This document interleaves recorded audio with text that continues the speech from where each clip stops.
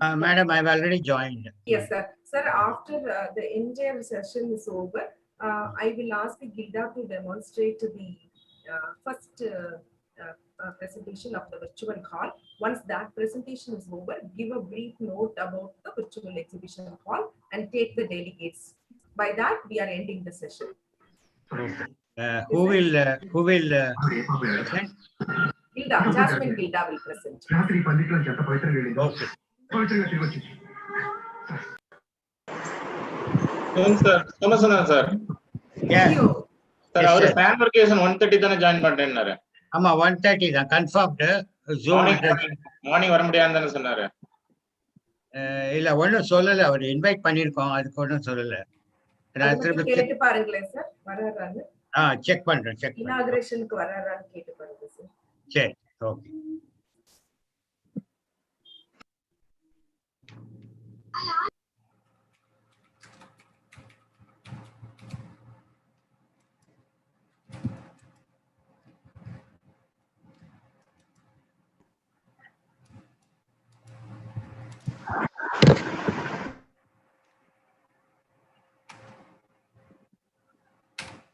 சரி madam.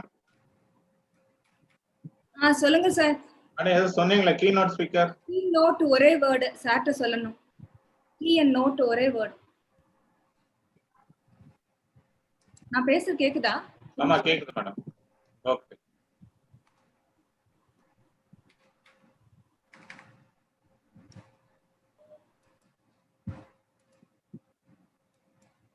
Madam banner எல்லாம் கில்டா கிட்ட தான இருக்கு. எல்லா பேனரும் எஸ் கில்டா கைண்ட்லி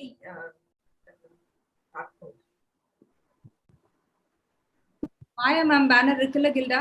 எஸ் மேம் இருக்கு ma'am. have to display Shubha and Jermin come in video for comparing. Okay.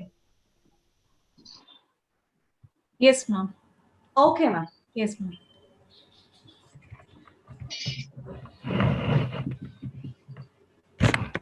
Check some sound is down.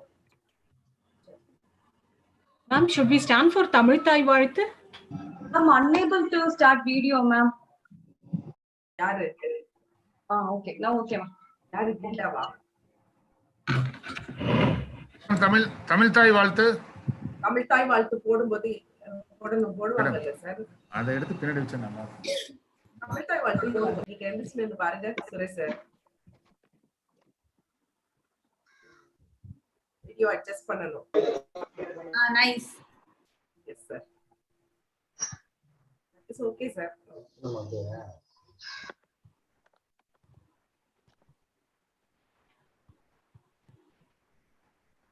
Tamil தாய் வாழ்த்துன்னு சொன்னா போதும். எந்திரிச்சு நின்னுட்டேன்னு சொல்ல வேண்டாம் sir.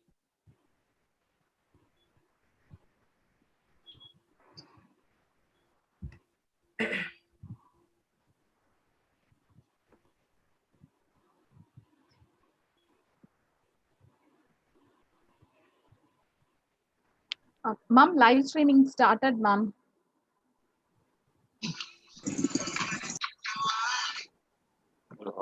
Then another 20 minutes are there. That is fine.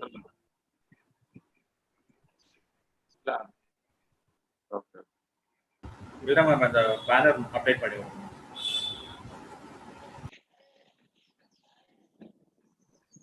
Share பண்றேன் sir.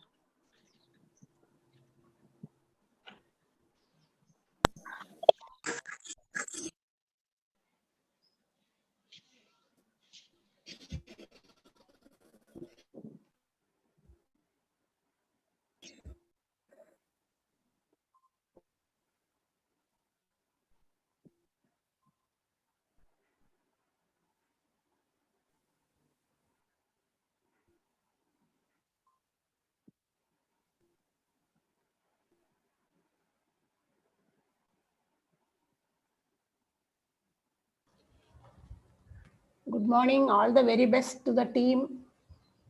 Good morning, ma'am. Thank you, ma'am. Morning, madam. Welcome, madam. All the very best. Thank you, madam.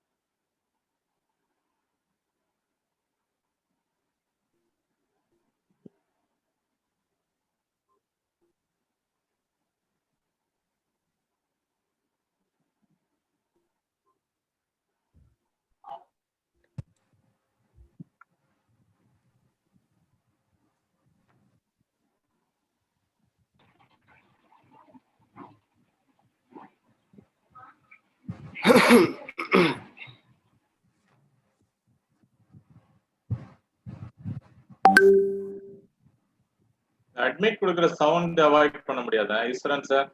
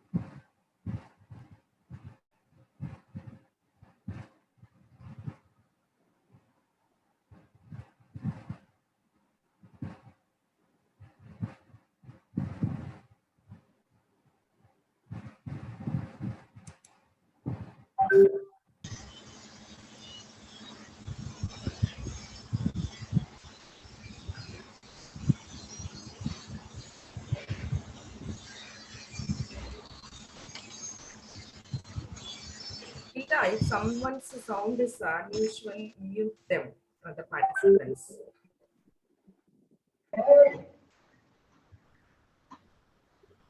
இந்த செய்தி கரிசி madam உங்க வாய்ஸ் கொஞ்சம் லோவா இருக்க மாதிரி இருக்கு. எனக்கு தான் அப்படி இருக்கா? சரி. Sir, இப்போ ஓகேவா? கொஞ்சம் வால்யூம் கம்மியா இருக்க மாதிரி இருக்கு. Okay, sir, I will speak in mobile. Computer volume கம்மியா இருக்குன்னு நினைக்கிறேன் sir. I will join in audio in my mobile.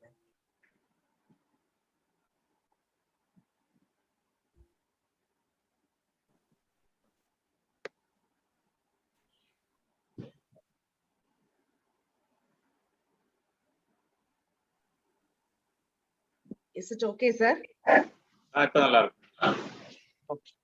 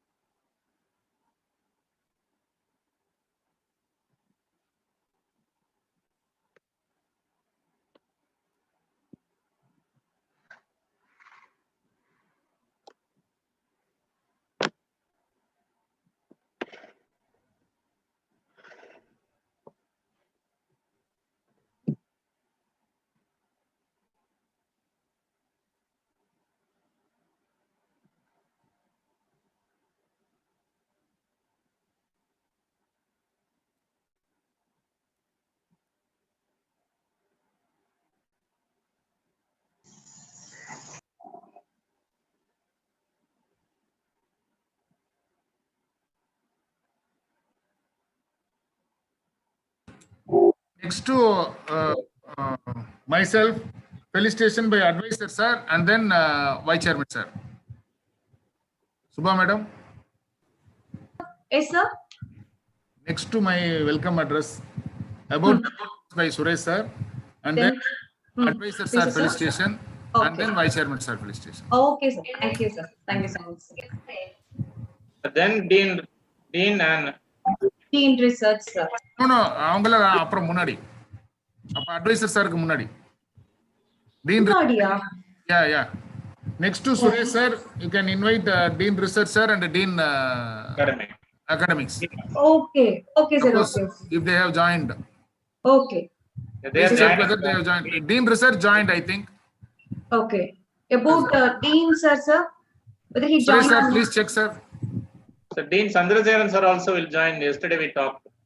Oh, We will okay. attend it. Please Thank you, check sir. whether he is going to join I'll check, sir. now.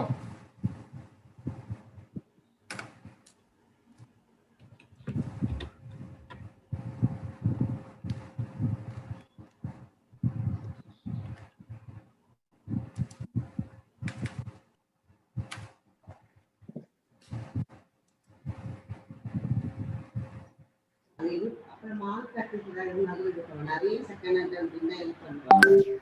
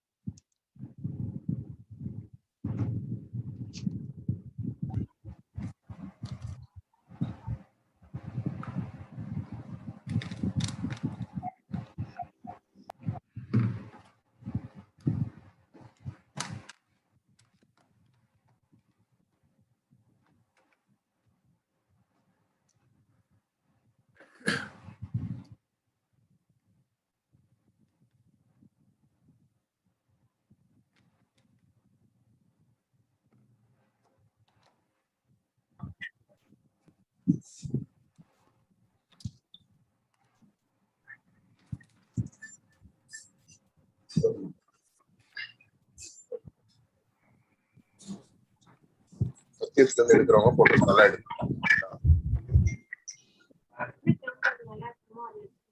கேமராலாம் நல்லா தான் இருக்கு.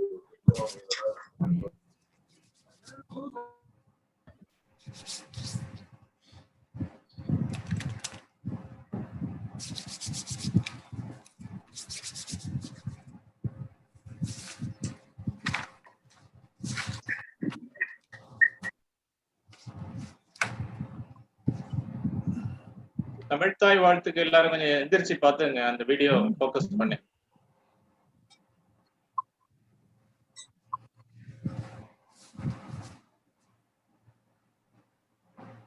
வணக்கம் sir. Doctor Suresh வணக்கம் sir. Morning sir. வணக்கம் sir. Thank you sir. Welcome sir. Sir, welcome sir. Good morning sir. Welcome sir. வணக்கம் sir. Principal வணக்கம் sir. Good morning sir. வணக்கம் sir. Good morning sir. வணக்கம்.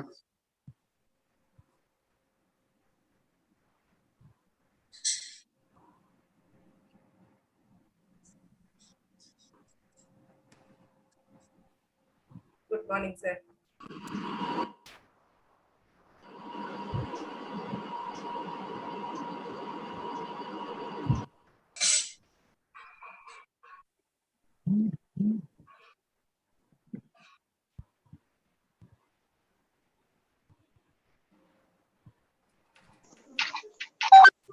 ஜாயின் பண்றேன்னு சொன்னாங்க சார் இப்போ கேசி sir.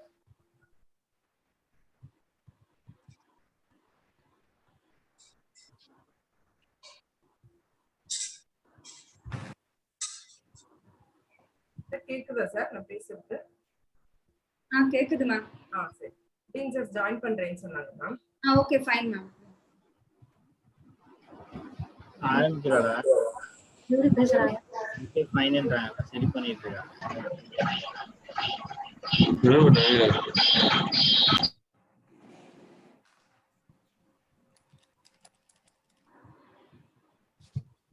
Madam, please check chief guest also. Inaugural. Yes sir. Just now spoke to her sir. She will be joining around 9:55 a.m., sir. Very good, madam. Good morning, sir. Sir, good morning, sir. Good morning, sir. Morning, sir. வணக்கம் கிஷோர். வணக்கம் sir. வணக்கம் sir. Morning, sir. Morning, sir. Morning, sir.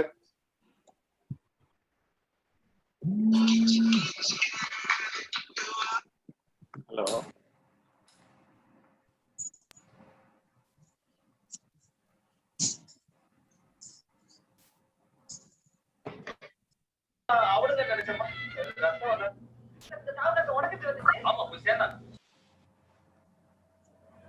Sir, kindly mute others' mic, sir.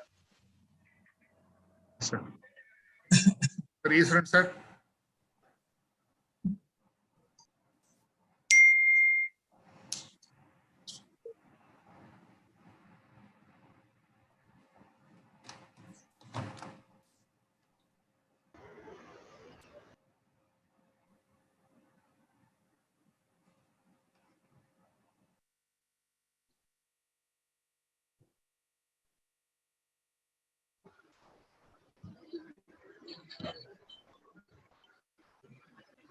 Sir.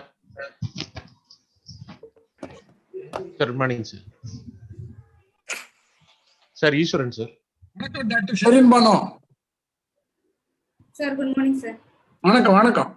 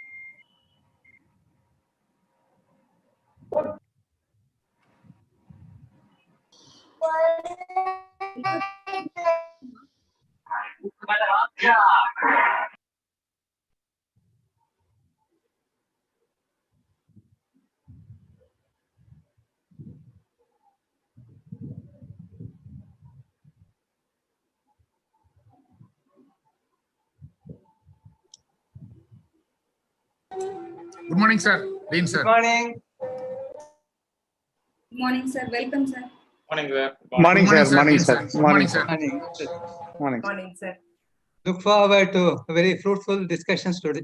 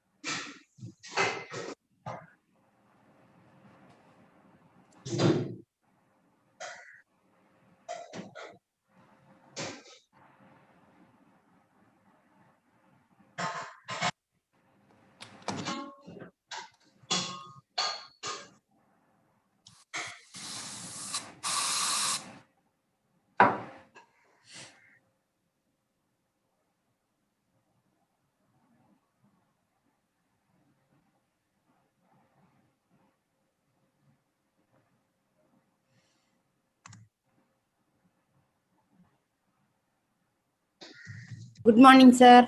Good morning. Good morning. Morning, madam. Good morning, madam. Good morning, sir.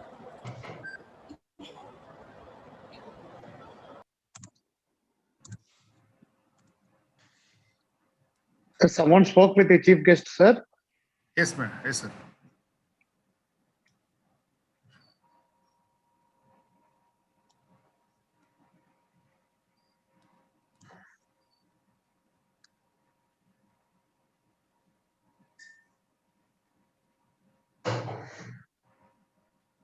Madam.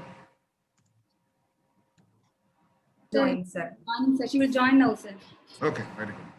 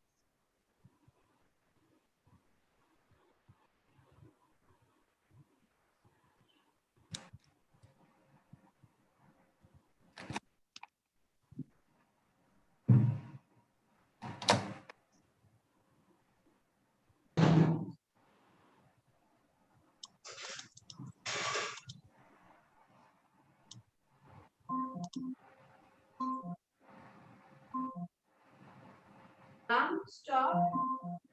Down. End alarm.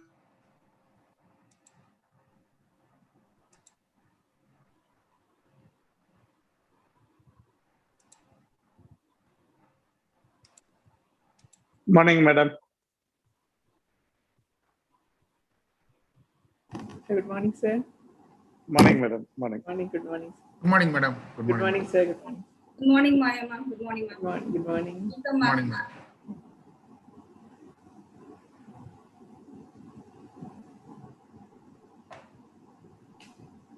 I think your mic is muted, madam. Yeah. Yeah, Yes, yeah, ma'am. You're on mute, ma'am. yeah. I think now it's okay. Hey, morning, everybody.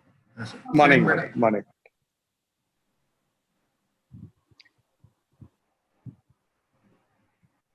Serene, madam.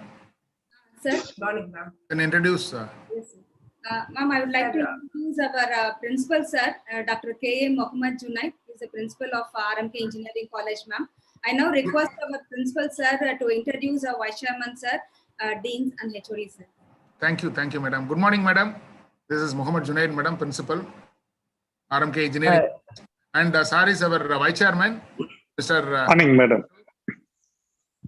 And our advisor, Dr. M.S. Palnichami, sir.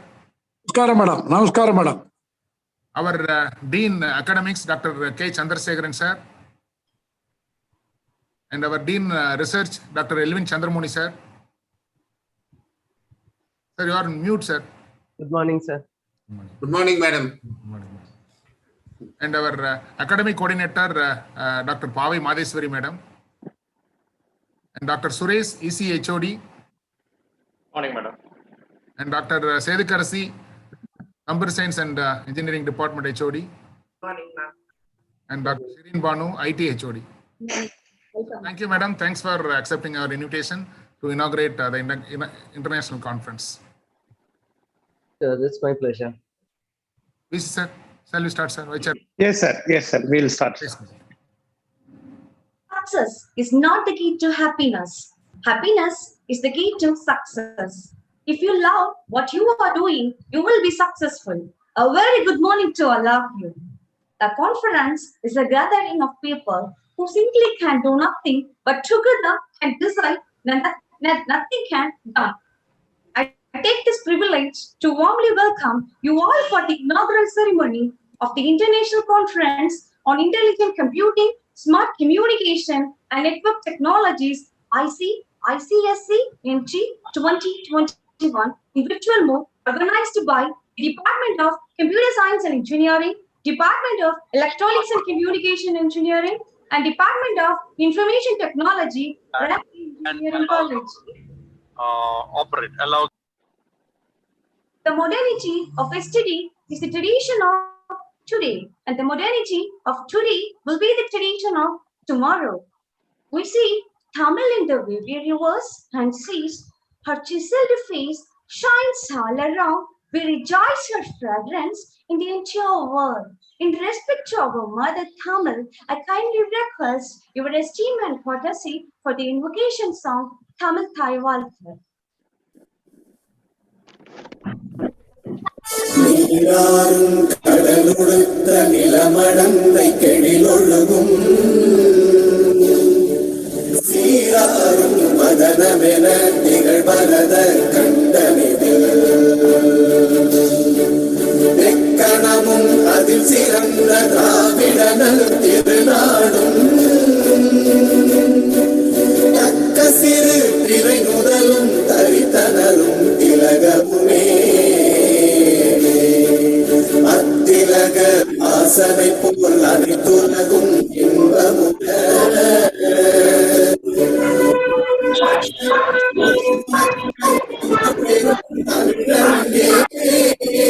தமிழனங்கே உன் சீரிழமை திறம் வியந்து செயல் மறந்து வாழ்த்துதுமே வாழ்த்துதுமே வாழ்த்துதுமே.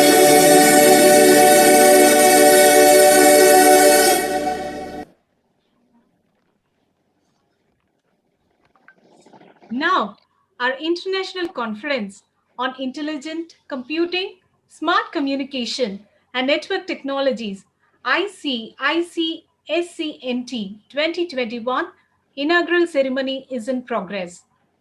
A great principal builds character, inspires dreams, encourages creativity, builds confidence, instills a love of learning, touches our hearts, and changes our lives forever.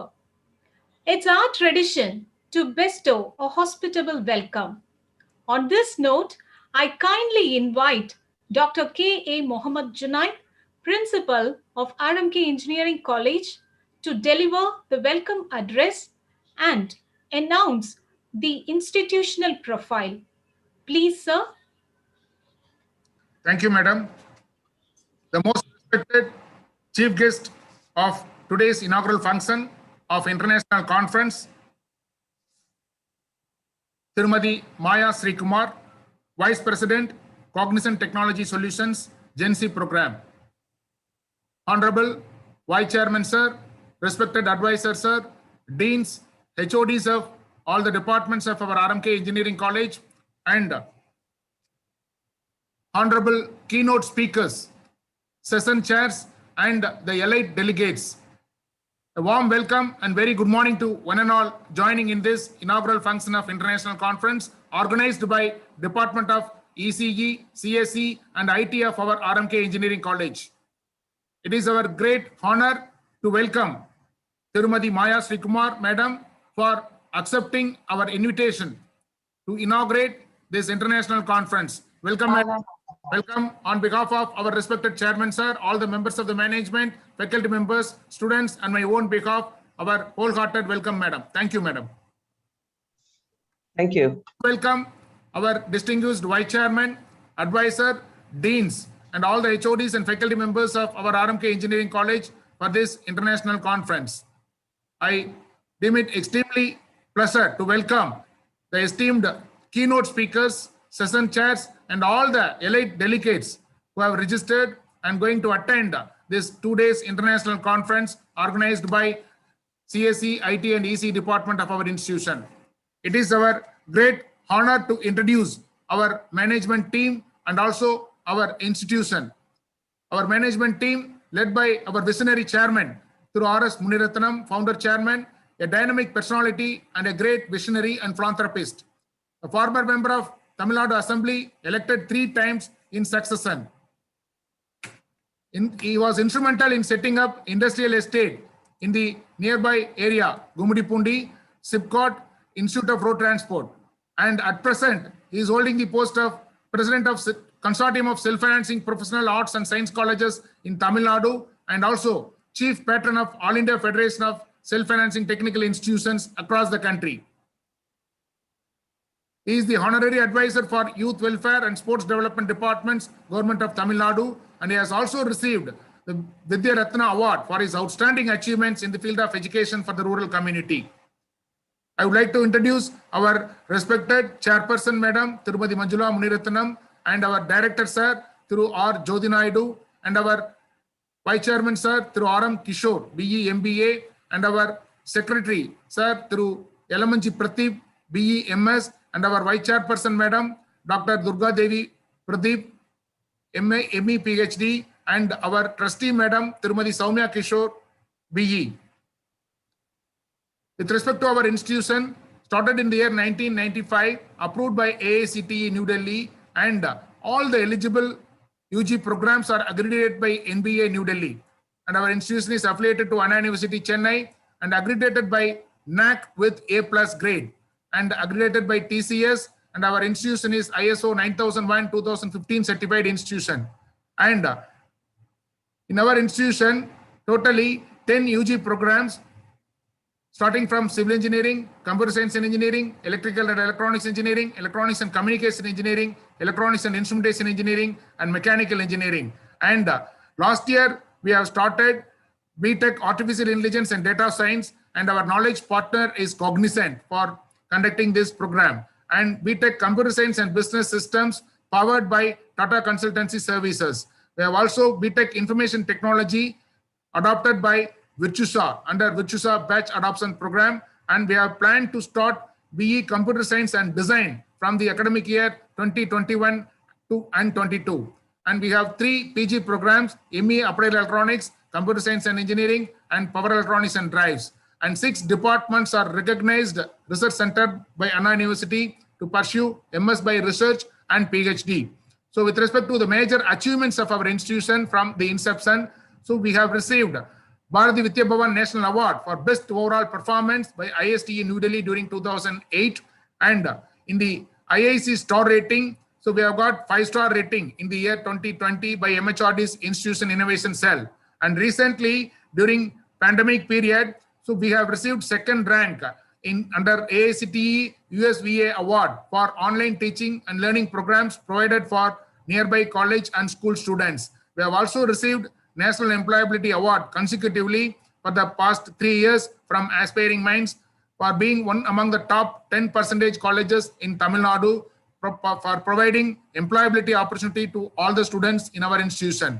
And I'm very proud to inform you that we have shortlisted 155th rank in the NIRF ranking announced by MHRD Government of India. With respect to cleanliness and hygiene maintenance inside the campus, our institution has got 6th position across the country in the Swachhta ranking 2017.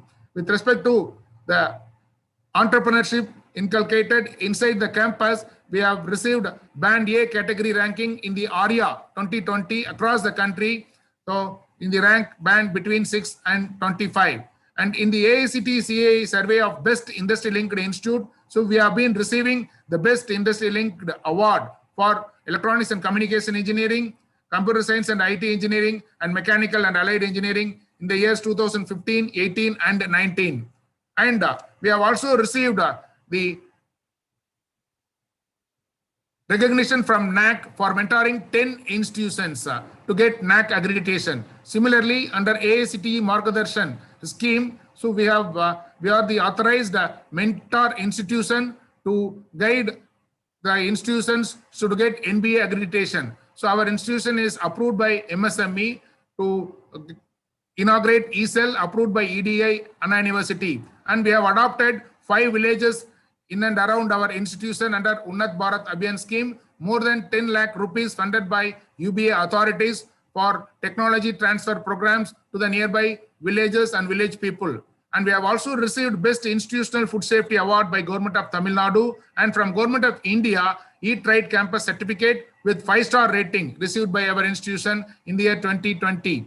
and all the leading magazines ranked our institution in the top 10 and top 30 and also top 100 across the country, including DataQuest, Week, Outlook, and India Today. With respect to the other achievements by our students, so from the inception, totally 15,116 graduates passed out from our institution with a graduate percentage of 94.54 and 992 university ranks achieved by our students, including 25 gold medals from the inception 1999 batch, first batch. And recently, in the Anna University 41st convocation held on 11th March 2021, one of our student, or Jayanti, and also another student from IT department received the gold medal from our Honorable President of India during the 41st convocation held at Anna University. In the Smart India Hackathon organized by MHRD Government of India, every year our students participate and also won prizes in the software edition and also in hardware edition.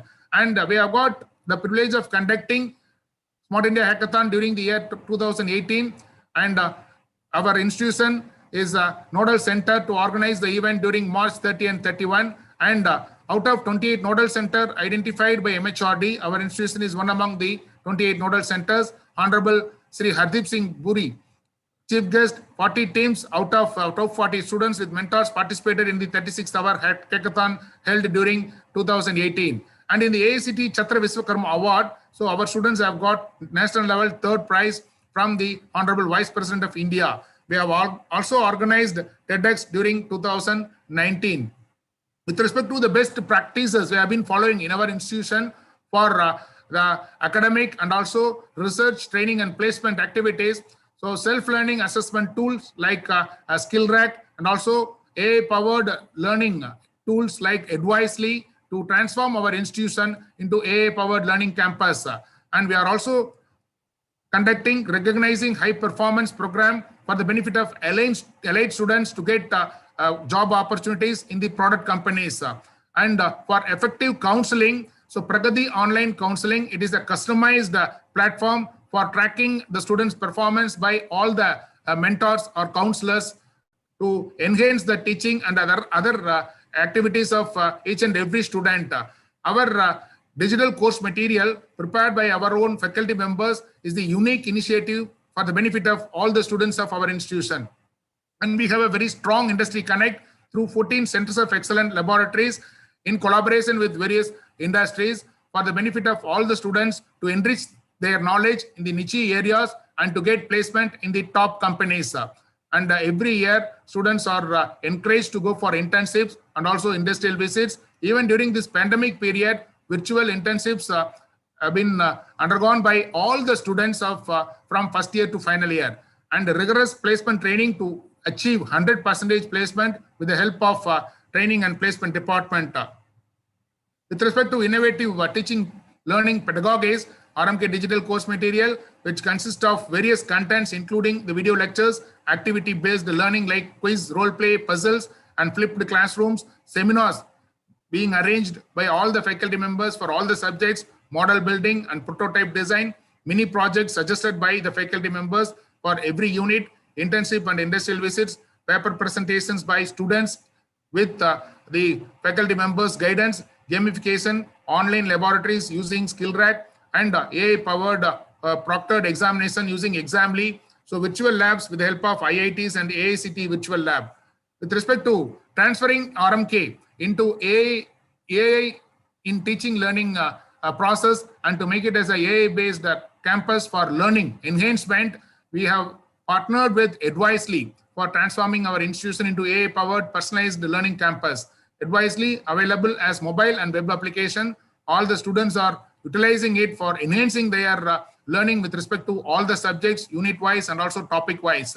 So in which digital learning snippets, MCQs with Bloom's taxonomy with knowledge level mapping, and with this application, the faculty and HOD can able to analyze the student question-wise and also topic-wise, and students can also know about their standard and also their ability to learn the subject unit-wise and topic-wise. Thank you for the given opportunity. Once again, I welcome and thank all the participants for this inaugural function of International Conference. I would like to appreciate the efforts taken by all the department faculty members, particularly CSE, IT, and EC department faculty members and HODs for their sincere efforts to organize this conference in a successful manner. Thank you for the given opportunity. Thank you.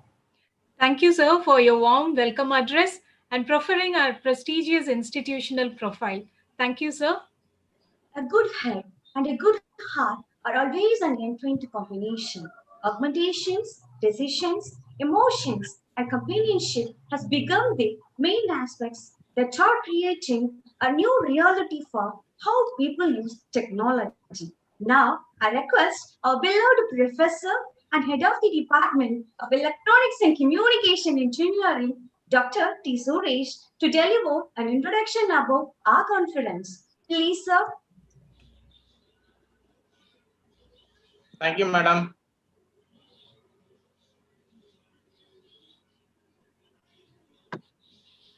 Honorable Chief Guest of today's International Conference, Srimati Vice President, Gen Z Program, Cognizant Technology Solutions. Vice Chairman, respected Principal, respected Dean, and respected Dean Research, respected Academic Coordinator, all the delegates, dear HODs, professors, faculty members, and students, and all the participants and authors of the papers presented to the conference. Very good morning to one and all present here online, and thank you for joining us at the two-day international conference. It is my great pleasure to welcome you again to the conference and brief about the conference. The primary objective of this conference, International Conference on Intelligent Computing, Smart Communication, and Network Technologies, ICICSCNT 2021 virtual mode, is to provide a platform for the academicians, industry professionals, research scholars, and students with recent research carried out in the domain of intelligent computing, smart communication, and network technologies. The conference proceeding going to be released is the outcome of the deliberations at the two-day ICICSCNT 2021 conference, organized by the Department of Computer Science and Engineering, Department of Electronics and Communication Engineering, and the Department of Information Technology of RMK Engineering College. We are very proud to announce that this conference is being organized in association with ISTE, CSI, and IET chapters. We received papers from the domains of signal processing, image processing, artificial intelligence, machine learning, deep learning, big data, cloud computing, communication and networks, and intelligent computing. 259 papers were received and reviewed by a team of national and international reviewers. Of the reviewed papers, 165 papers were shortlisted, and 126 papers have been selected for including in the conference presentation and proceeding and registered for the conference also. Selected papers will be considered for publishing in Scopus and Web of Science index journals upon author's consent. The conference is being conducted completely in virtual mode. Authors of the papers will be presenting the papers through online, and the delegates, session chairs from reputed institutions and industries will participate and interact online. 4 eminent academicians from the countries of USA and Australia will participate online and deliver keynote addresses. The conference includes a virtual exhibition hall having virtual stalls of the 3 departments of CSE, ECE, and IT, and 8 RMK Centers of Excellence of RMK Engineering College. Delegates can visit the virtual stalls online, see the videos, and interact with the faculty members and students. On behalf of the organizing team of the conference, we take this opportunity to congratulate all the authors for having submitted their papers. We thank the reviewers, session chairs, and all those concerned for their commendable contribution in bringing out this conference publication. We would extend our gratitude to the management, advisors, principal, deans, faculty members, and UG and postgraduate engineering students of CSE, ECE, and IT departments for their support. Our colleagues have been so. Thank you one and all present online. Thank you for the opportunity given. Thank you very much. Thank you so much, sir, for sharing nice and brief introduction about our conference. Thank you, sir. Madam, just a minute, madam. I would like to introduce our training and placement head, Dr. Shivingana Prabhu, Okay, sir. chief guest. Sir, Prabhu, sir. Sir, good morning, sir. Madam, he is our placement officer. Yeah, I have met Prabhu before. Good morning, madam. Hey, good morning. Please proceed, madam. Thank you. Okay, sir. Success is hard work, perseverance, learning, studying, sacrifice, and most of all, love of what you're doing or learning to do. If you don't love what you do, you won't do it with much conviction or passion. If you feel like there's something out there that you're supposed to be doing, if you have a passion for it, then stop wishing and just do it. Passion is won't strength. On this note, here I call Dr. K. Chandrasekharan, former professor and director, Anna University Center for Institute of CAD/CAM, presently Dean, RMK Engineering College, to felicitate the gathering. Thank you, madam. Yes. Good morning to one and all of you. Ladies and gentlemen, it's a great pleasure to interact with you and then greet you on this occasion. Our only regret is that it is not in person, because you would have really loved the hospitality of the RMK family. We look forward to better days to meet you all there in person. In the meantime, thank you for giving me an opportunity to say a few words.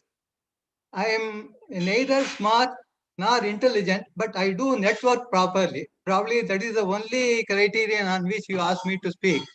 So I have nothing much to add, except that it is very nice of most of you to come on online, because almost thanks to 1 year of lockdown, anything virtual is becoming boring.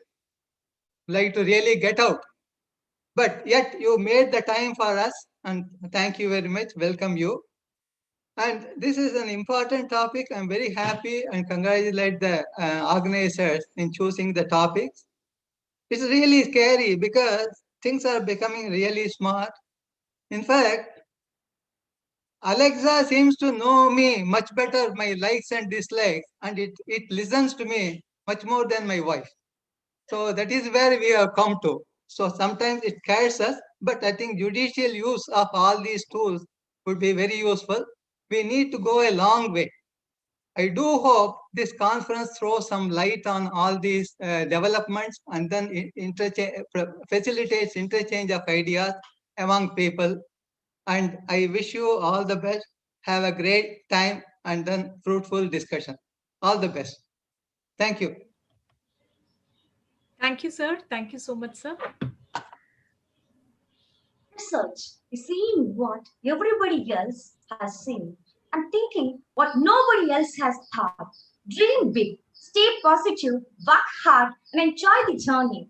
Now, I request former principal, Government College of Engineering, and former Divisional Director, Department of Technical Education, and presently our RMK Engineering College, Dean Research, Dr. Elvin Chandramuni, to felicitate the gathering. Please, sir.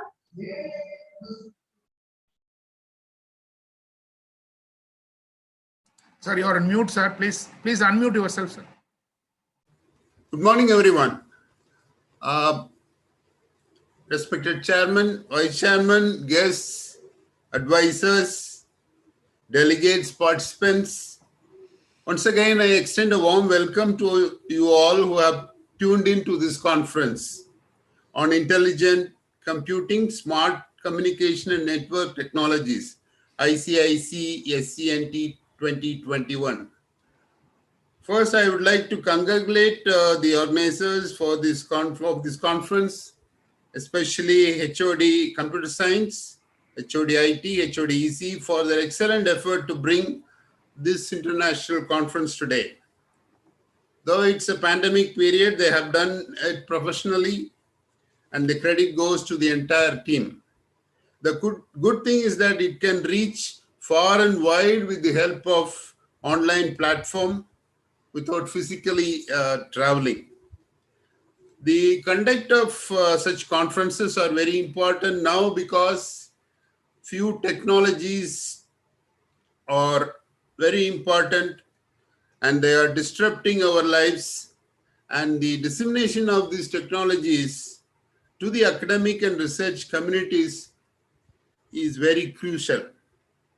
In communication, everybody living and everything non-living will be connected in future, and this brings tremendous benefits. For example, medical field, the sensors will keep track of our health. In manufacturing, careful monitoring of the performance of the machines and predicting the failure beforehand. And the application goes and on. But there are challenges too in deployment, bandwidth, latency, and so on. AI is going to play a significant role in this future. New algorithms, architectures, and implementations are flooding the research scene now. We should be aware of these and take active part in these technologies.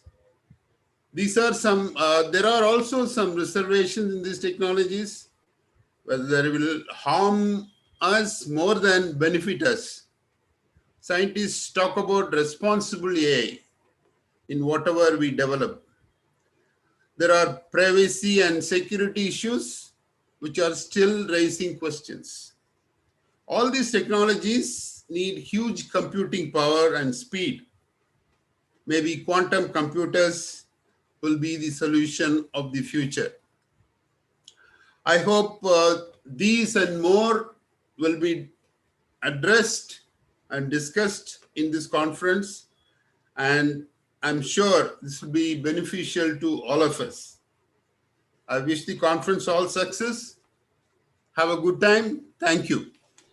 Thank you so much, sir, for your energetic and grateful address. Thank you, sir. All experience is education for the soul. The soul should always stand ajar, ready to welcome the ecstatic experience. And now I welcome ecstatically former Vice Chancellor, Tamil Nadu Open University, and presently Advisor, RMK Group of Institutions, Dr. M.S. Paranichami, to address this virtual gathering. Please, sir. Most respected Chairman of the RMK Group of Institutions, referred Vice Chairman, Mr. Kishore, distinguished Chief Guest from Cognizant Vice President, Srimati Maya Srikumar, who is going to deliver the inaugural address, learned principals, learned deans, and our beloved participants in this conference. Definitely, this is a milestone, the particular international conference in this particular year, when we celebrate our Silver Jubilee year for the RMK Engineering College. RMK Engineering College and all other institutions of the RMK Group, RMD and RMK College of Engineering and Technology, have secured the autonomous status in this particular year when we celebrate our Silver Jubilee of the RMK Engineering College. So definitely it is a historical event, this particular international conference on intelligent computing, smart communication, and network technology, organized by our accredited departments of Computer Science and Technology, Information Technology, and Electronics and Communication Engineering. I congratulate all the HODs of these departments and the principal for organizing this conference in this Silver Jubilee year. I'm very happy that they have invited an industry expert, the Vice President of the Cognizant Technology, our good industrial partner, not only in the placement and training, but also in establishing the Center of Excellence laboratories in our college to train our faculty and the students. and she is going to deliver the inaugural address also. And I congratulate all the organizers for having invited keynote speakers from abroad, particularly from Australia, United States, and from the industry, IBM, for this conference. The themes and the sub-themes of the conference have been very much nicely chosen to fix new targets in our R&D culture in the country. The 259 participants are going to present their papers, and definitely the interactions and the proceedings of the conference will fix new targets for R&D projects, for innovation, for creativity, and also to update our curriculum and syllabus to match the industry requirement and R&D requirement, because we have become autonomous in all these colleges. I wish the conference a grand success. Thank you very much. Thank you, sir. Thank you so much for your blessing. A good education is the greatest gift you can give yourself or anyone else. Look at the sky. We are not alone. Whole universe is friendly to us and conspires only to give best to those who dream and work. The secret to success is good leadership, and good leadership is all about making the lives of your team members or workers better. Yes, our vice chairman encourages us to do teamwork for achieving the tastiest fruit called success. Now, I kindly request our beholden vice chairman, Sri RMKEC, who is the backbone of our R&D group of institutions, to felicitate the gathering. Please, sir. Thank you, madam. At the outset, let me wish and pray that everybody is safe during this pandemic situation. I extend a very warm welcome for our chief guest for this international conference, Mrs. Maya C. Kumar, Vice President, Cognizant Technologies, Gen Next C programs. I'd like to take this opportunity to thank Madam for accepting our invitation and being with us today on this great occasion. Also, I would like to thank Madam. I know I was just informed by my head of the placement that Madam was not feeling well, but in spite of that, Madam has been kind enough to come here and address our gathering. Thank you, Madam. Cognizant and RMK has a very long relationship, almost 8-9 years of relationship with Cognizant Industries. Almost 3,000 and odd students have been recruited by Cognizant Industries. Not only recruitment, they have been training our staff members. They have been helping our students in getting placed, in becoming an entrepreneur, in becoming a better engineer. So I would like to place on record the appreciation and thanks for all the efforts that Cognizant has been put for RMK group of institutions. Thank you. I would like to take this opportunity to welcome the keynote speakers of the international conferences, Dr. San Murugesan from Western Sydney University, Australia, Dr. Arvind Mogan from Midville Peninsula, United States, Professor Sang Wong Yang, Professor, Department of System Science and Industrial Engineering, Thomas J. Watson College of Engineering and Applied Science, Dr. Kokila Durai, Assistant Professor, Augusta University, United States. During this pandemic, a lot of things have changed. We have been conducting the engineering education in online. Let it be the lab, let it be the theory subjects. Everything is becoming online, and AI is going to play a very vital role in making the education a success. The teaching for students have been changed from mark oriented towards the knowledge that has been gained, and to how fast the students can learn and unlearn and relearn things that is going to happen. Conference like this will definitely help us in bridging those gaps, what is being required, what is being there in the overall scenario of the higher education. So with these few words, I once again welcome each one of you and a very fruitful discussion at RMK Engineering College. And once again, as our dean and our advisors have mentioned, we are celebrating our Silver Jubilee year this year. I would request every one of you to visit our campus once and then be a part of our joyful occasion. Thank you. Thank you so much, sir, for your graceful words and for being an inspiration to all of us. We may not remember everything you said, but we will remember how special you made us feel. Thank you, sir. There is no recipe. There is no one way to do things right. There is only your way. And if you can recognize that in yourself and accept and appreciate that in others, you can make magic. Today, we have such a magic making person in our midst as a guest speaker of this knowledge exploring ceremony. I'm so glad to call Dr. M. Shirin Bonnet, Professor and Head of the Department of Information Technology, to introduce the guest of honor. Please, ma'am. Yeah, thank you.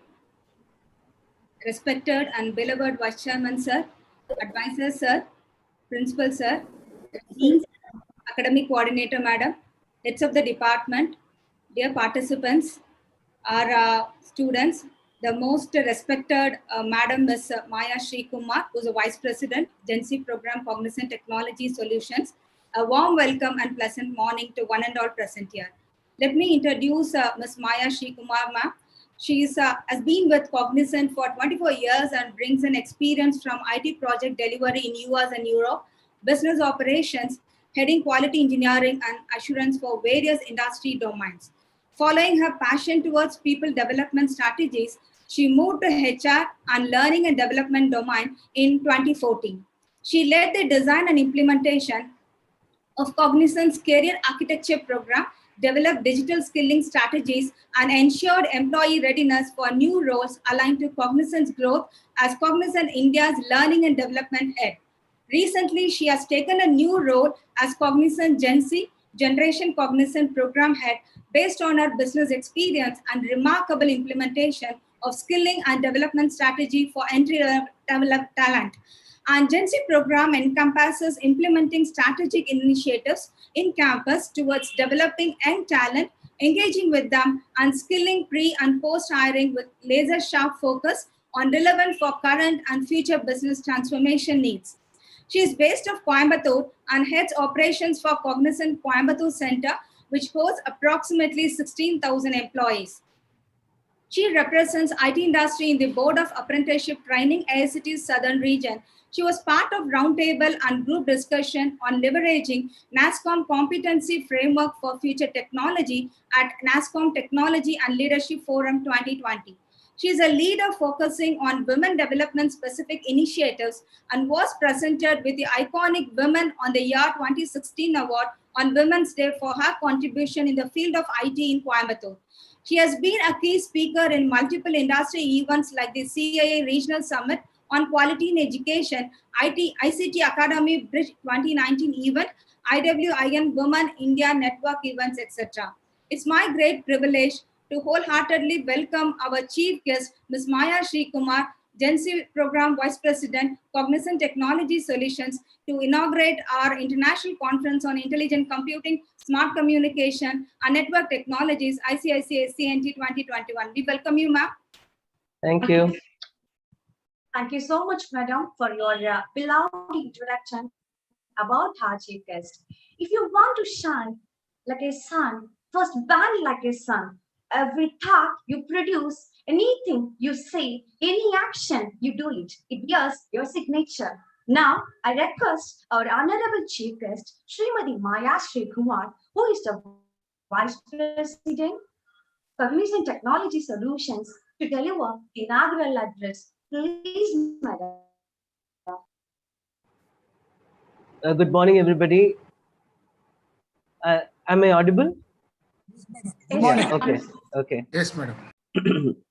Yeah, I have a bit of throat and mild fever issues and all. I hope it's nothing, nothing to worry about. So, first of all, thanks for inviting me for this event. I had met Prabhu some time back. I think in the NASCOM conference only I had met, and from then, through multiple channels, I've been hearing about RMK Engineering College. So today, first I want to talk about the campus selection season that we had just a few months back. In October end, we had the 2021 campus selection, and around 150,000 students across India took the cognizance, went through the cognizance selection process, and we had around 55,000 students who got selected for the interview. And like RMK Engineering College, around 379 students enrolled and 145 got selected. That's the data I've seen. But what is more impressive, I mean, the selection has been very good. RMK Engineering College stands as one of the high performing colleges in the list of top engineering colleges that we have. But to me, what was even more impressive was something else. So this year, that is in 2020, when we had end of 2020, when we had to do the campus selection for from the 2021 batch across India, unlike any other year, for like ever in the history of any technology company, no, there would have been never been 100% virtual selection process. No, there is always a campus interview that happens. But this year we had to do it 100% virtual, 55,000 interviews, and 150,000 students taking tests, all virtually, right? Everything is done virtually with a proctoring system in place to see whether students are facing the camera, is there another face, are they taking screenshots, are they referring something else? So everything, the whole integrity of the process was maintained through a proctoring. So we had a new data that we had to look into on how many students are really engaging in some malpractice from the students who are taking the test.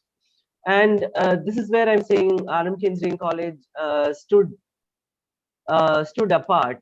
Only 2 students, at least from the data that I saw, only 2 students from the 379 had engaged in some such malpractice. And that, I mean, see, in a world of opportunities, there is always a amount or element of such practices that could happen.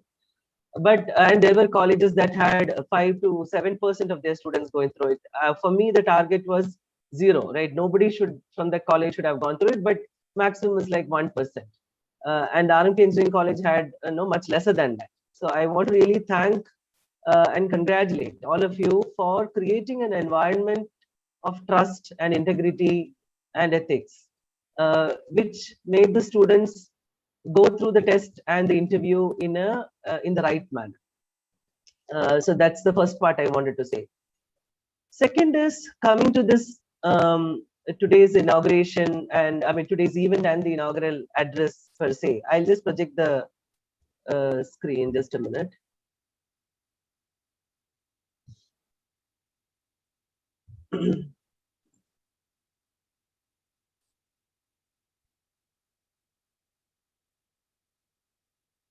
Let me know if you're able to see the screen. Are you able to? Yes, madam. Yes, okay. madam.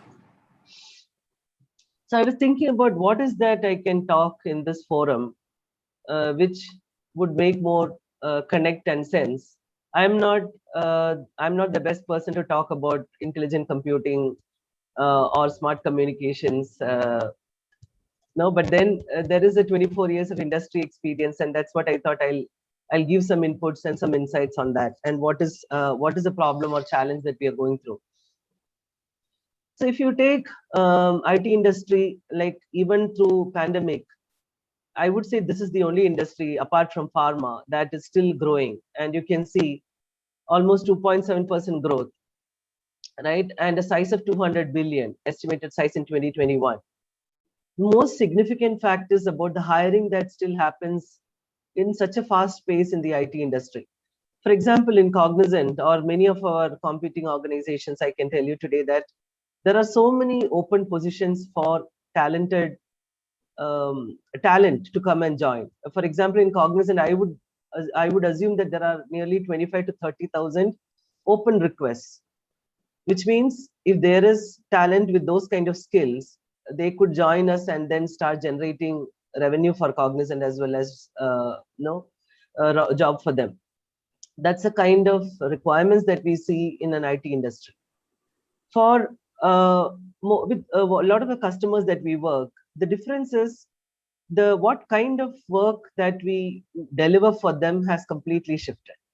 So from 24 years of IT background and having had 5 career shifts within this company, where I started as a technologist and then moved to a product, and then I was a customer relationship manager for a banking customer in the US for a few years, in Europe, and then heading the quality engineering practice for some time, and then moving to L&D. I can tell you that the kind of change that I've seen in a technology services industry in the past 4 to 5 years is something that I've never seen in the 20 years prior to that.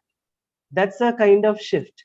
Like if you take Cognizant, we have our revenues around $16.4 billion US, and of that, almost 40% of the revenue comes from skills that never existed 4 to 5 years back. No, so that's a kind of transformation. So the need for a workforce, a talented workforce, is so high today. What is future looking like, even with the work from home, and what CEOs are predicting is that there is no slowdown that any one of us can expect in this industry. And on top of it, work from home with the sustained productivity has made it possible for even more larger workforce to come and contribute to the IT growth. So it's an industry that needs a lot more heads and hands and legs, right, feet to literally get this industry going, and the opportunity is tremendous. If you see, talk to any of the IT employee, they'll say that the business is just pouring in. There is so much of customer demand because there is a transformation that the business wants. So it's not about a technology implementation, right? It's about a business transformation that the customer wants, which is enabled through technology. So technology could be anything, but it's more about understanding what is that transformation that they need to go through and having a talent towards that.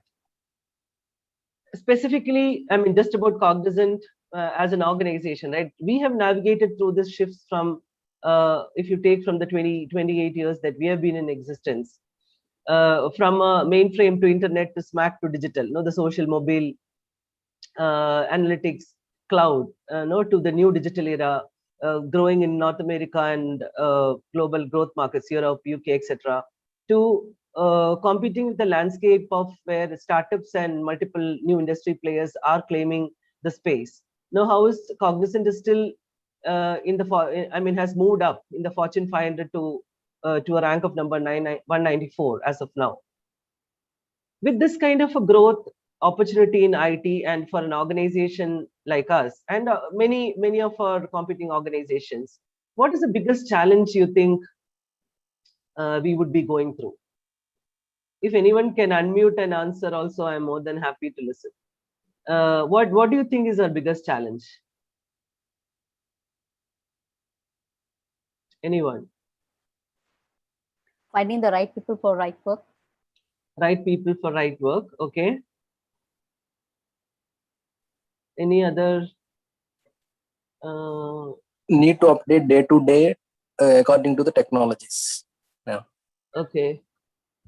I think both of you or all of you are thinking in the right direction, and that is exactly the challenge, right? Our company, our organization is 3 lakh employees. If you take a TCS or Accenture or Wipro, Infosys, LTI, DXC, any of the competing organizations, they have similar, or TCS and Accenture have even more larger numbers. So just put together these 3 companies itself, you have 10 lakh IT employees. And these 10 lakh IT employees plus another 15 to 20 who from the large companies itself. Imagine the talent transformation that they need to go through to kind of embrace or lead the change that the customer demands. But to me, that is one challenge or one problem statement. But specifically when I'm talking to the students and the faculties and leaders of an engineering college, I see there is a huge gap in talent readiness itself. And going back to the campus selection that we did a few months back, no, I interviewed around 60 to 70 students from this 55,000 who went through our interviews. I felt that there is still a 5 years lag in there. It's a very templatized, prepared talent I saw from this. There could be 10% who are outstanding performers, which always has been there, right? Some of the students who have done various things very differently, who are able to talk about the business problems and how they will address the problem, all of that. But I felt the rest of the 80 to 90% are still expecting organizations to transform them, or I would say not even transform, organizations to just hire them and then train them and take care of them and help them grow. I think that those days are gone. That world has changed a lot. So how are institutions readying talent for such a fast-paced exponential change that's happening in technology industry is the question in front of us. Like I saw that, you know, there are partnerships with Virtusa, TCS, with us. There are multiple programs that you're doing. There is AI-based learning path. So for example, one of the interview I did, this student had some 10 certifications done in Python, AWS, natural language processing, multiple things. One page was all about certification. So I asked, no, can you take any one certification or one skill that you learned and tell me how you will apply that in solving any problem that you see around? Obviously, it was only silence. And any of the student who had done so much of learning from various other forums and certifications, I felt that whole connecting to a real problem and applying to solve using that whatever they learned is like there is a huge gap.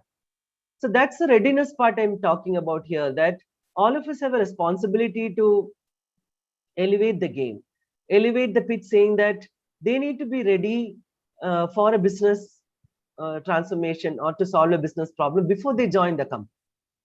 Every organization wants students to be, or our employees to be ready for a customer on day one. We will provide training as they work, you know, because there is a continuous upskilling, reskilling, cross-skilling that happens continuously. If you see all of the companies, one of a large part of their corporate budget goes into skilling. Like you would have read, Accenture is 1 billion hours, is also a huge amount. So there is always a learning and upskilling, unlearning, all that you have to do as a part of your work to be ready for the future and for the current engagement. But expecting that whole training to happen after they join, and which is like 4 to 5 months time, and then they get into a project, I think that that time is not there. So all the students should realize that the 4 years they have in engineering, they need to be ready to solve any business problem day one. And how are you explaining that to anyone who interviews them is also extremely important. So with that, I'll just show one more slide and then close this. So some of you would have seen this picture, but for those who have not seen, I just want you to, any one of you, to unmute and tell me, what do you see in this? What do you see in this picture?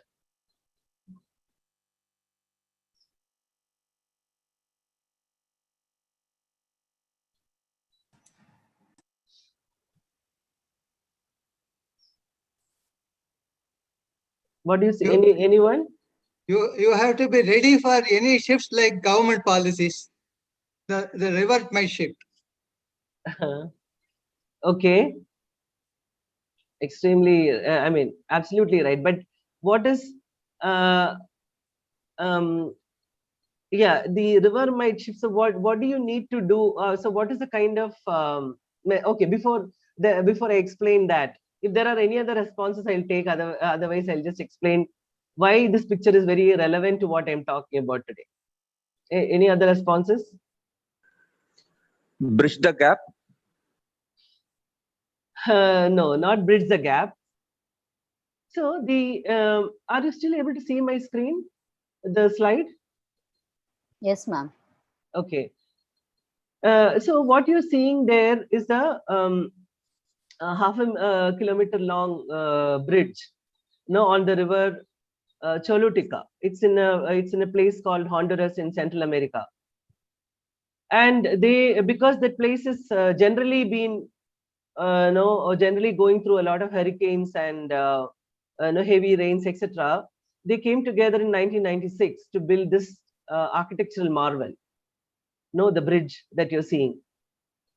So that there are the connectivity for people is there to cross the river. No hurricanes can create issues. 2 years after that bridge was constructed, there was one of the most deadliest hurricanes hit Central America, the Hurricane Mitch.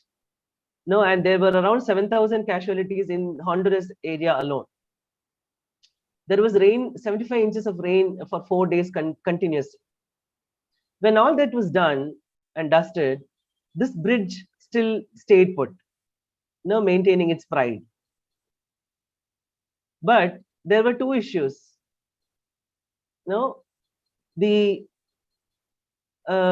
The hurricane had swept away all the roads that led to the bridge.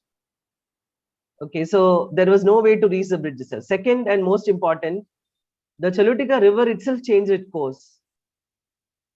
So there is it didn't even flow under the bridge. That's how the course changed. So the challenge is that we get so focused on the problem in hand and we create the best solution, right? That's what we focus to do always. But my view is it's not something that we every problem, the problem itself could change. So we need to build, anything that we build has to adapt to a change and navigate through change. And especially in a digital world where everything is changing, the workforce that we are building, the talent that we are developing, the students that we have in colleges, they all should have that ability to adapt in a very quick pace to the change, because the problem itself might not be there. It could be a very different problem. And like coexisting with machines. When did anyone think of working in an environment where there will be machines and you working together? Today, we are testing through robots. There is an application that I saw where there are so many robots are just testing it. You don't need human beings to test it anymore. That's a kind of advancement in technology itself, where regression testing and all of that, in our quality engineering practice in Cognizant itself. So coexisting with machines, the kind of work that we do, like today, the work I have seen in my own areas is you don't need a lot of managers at all. We need technologists, we need specialists who have multiple depths and breadth. So when such changes happen, what I see is that talent is not ready to transform or adapt to that change and swiftly navigate and learn new things and be ready. Everybody is talking about upskilling and we need to have the right talent to for the right problem, all of that, or right situation. But in an organization with 3 lakh employees, I see there is so much of hesitation to onboard into that change. Everybody talks. I'm sure in colleges also you might be seeing that, whether it is students or faculties or anyone, right? We all know we need to change, but then embracing that change rapidly and being ready with the right skills is where it's taking more time. So with that, I would want to tell all of you all in this gathering that it's been a great partnership with RMK Engineering College. I'm sure you will think through some of these key aspects that as an institute, what are you building? How can you lead a change and not wait for a change to come to you and then slowly embrace? Rather, what are the things that we can do together to shift that whole readiness of the talent itself? That's the key ask I have. With that, I'll open the floor for any questions if you have for me.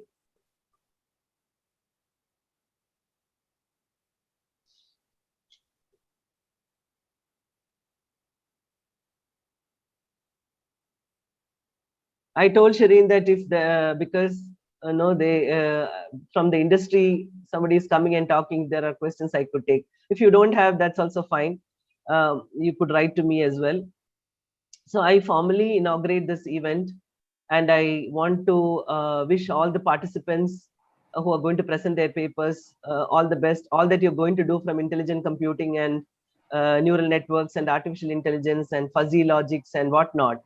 I'm sure all that finally will connect with the talent and the workforce that need to apply it in the area of manufacturing or any industry, pharma or healthcare or banking, wherever it is, and make a meaningful difference to everybody around them and in the world. Thank you. Thank you so much, madam, for your lovely, interactive and grateful inaugural address. Thank you, madam. Everyone's path here is different, yet we walk together. Our path is not about what we have done or what we have been doing.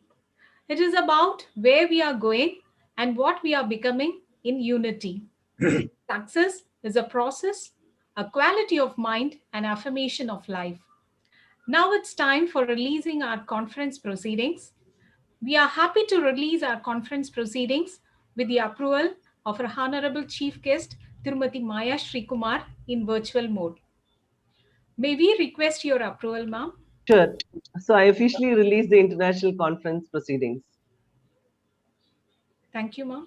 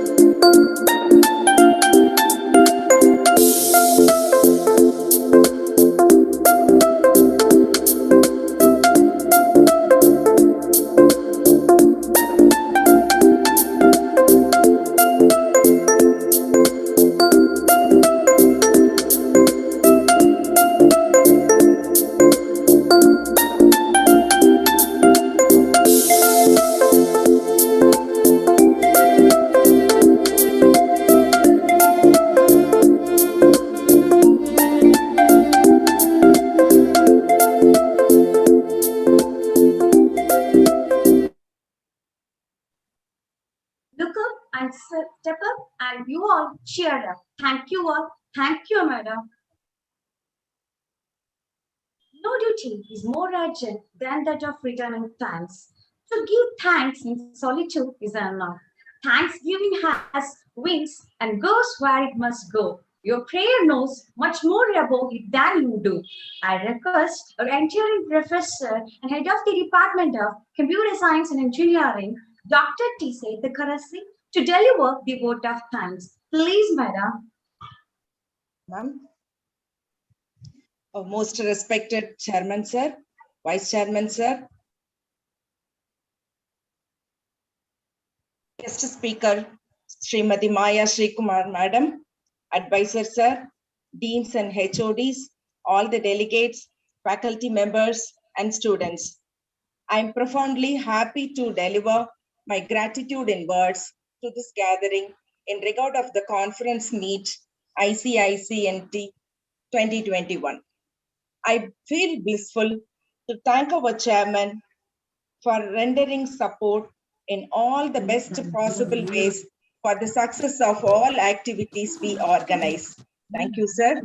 Our Vice Chairman, sir, poses every effort and support in all ways to hold our vision, to transform learners into achievers at the global level with the right attitude towards changing societal needs. I'm sure it won't be superfluous to mention our VC sir is our source of inspiration.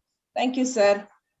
I take this opportunity to thank our principal sir for his untiring efforts and constant encouragement behind the success of this event and for being the guiding force in every step of our progress. Thank you, sir.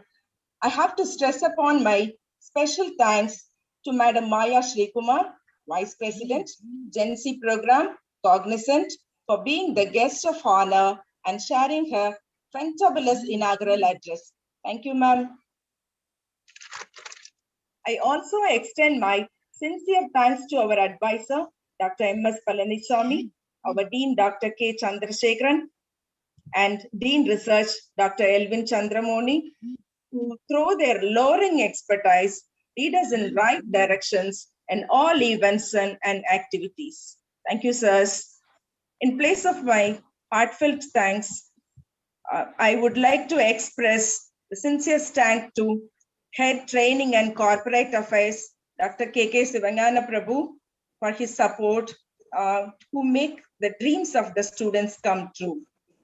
I thank all the HODs and academic coordinator, student volunteers who are directly and indirectly helping us to make this event a grand success. I would like to place a record of our sincere thanks to all the faculty members and students of Computer Science and Engineering, Electronics and Communication Engineering, and Information Technology departments for their effort to bring this conference a complete structure. Thank you all.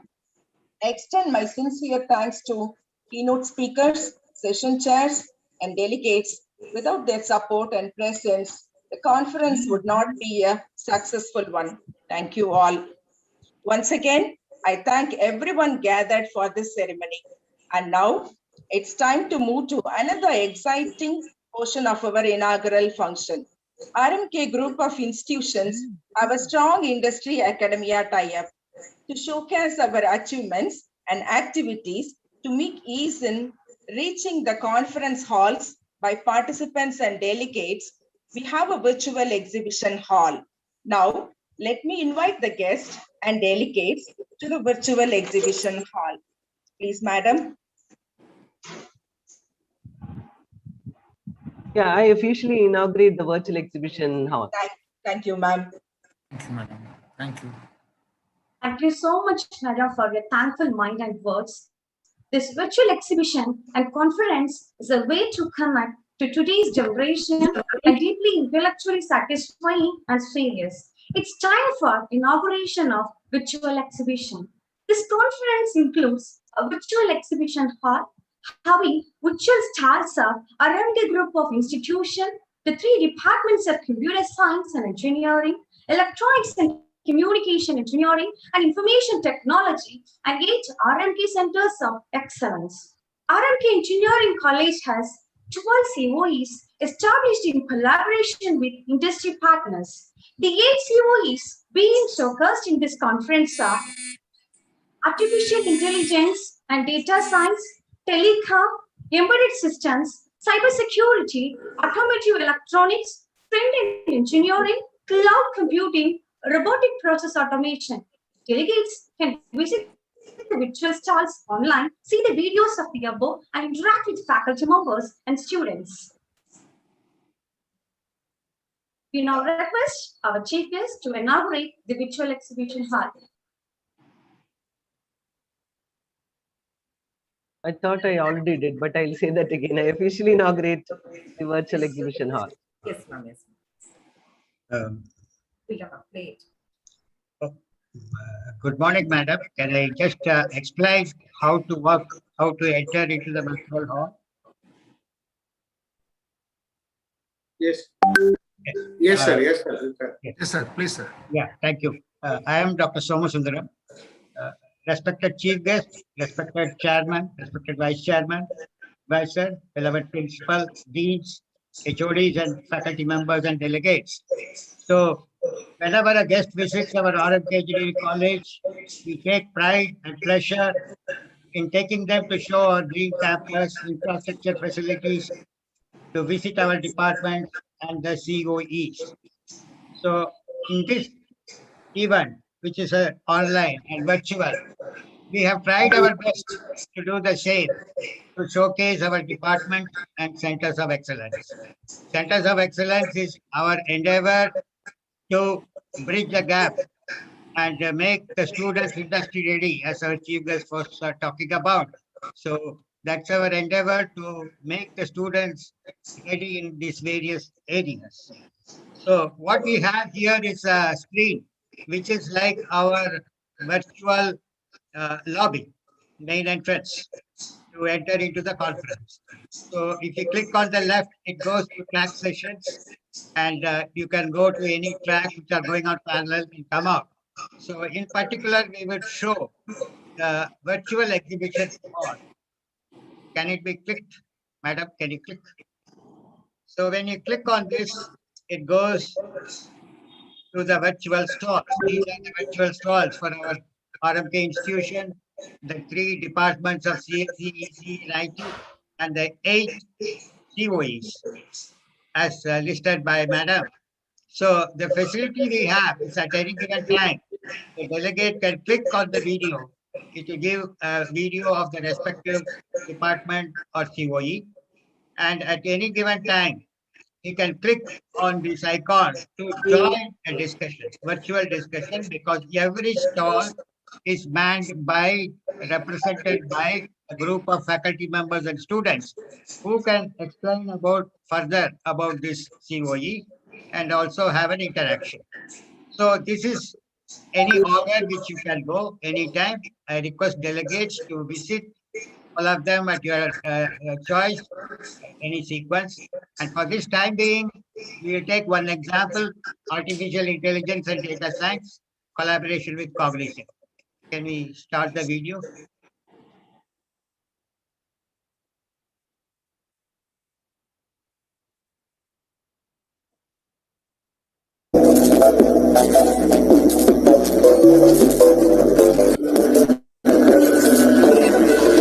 Artificial intelligence can help us to feed the world population. AI is teaching the machine, and the machine becoming smart. All out of the realm of sci-fi and magic, and now just ready?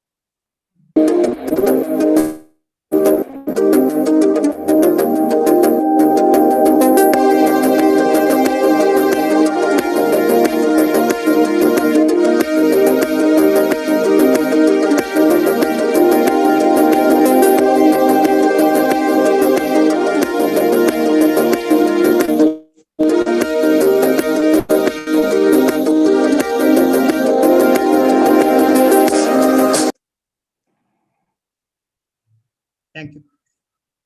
Thank you, sir. Thank you, madam. That was a video about the COE showing briefly the activities. I now request the dignitaries to visit the stalls by clicking on this individually from each of the device. So the website for the virtual exhibition hall is in the chat box. Each of you can click on that. It will go to the virtual exhibition hall. And then if you say connect, you come into the Google Meet where we can meet and discuss. Just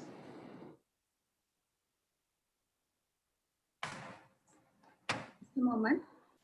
On behalf of our management, principal sir, deans, faculty members and students, I welcome Mr. Srinivasan sir from Cognizant. He is our academic council member representing Cognizant. Welcome you, sir, on behalf of the organizers of the international conference. Srinivasan sir. Welcome, sir. Welcome, sir. Welcome, sir. Welcome, sir. Welcome, sir. Welcome, sir. Thank you. Thank you. And thanks a lot. Thanks a It's lot. a great experience. Yeah, thanks a lot. Thank you. And as Maya madam was talking about, building to last and building to adapt, I think RMK has started with the journey of getting into the AICOE right from 2018, 2019 types, right? And we are really seeing the fruits of that, right? And we are also kind of seeing some of the candidates joining us. I think it's a great collaboration. Thanks a lot. Thank you so much. Thank you, sir. Thank you.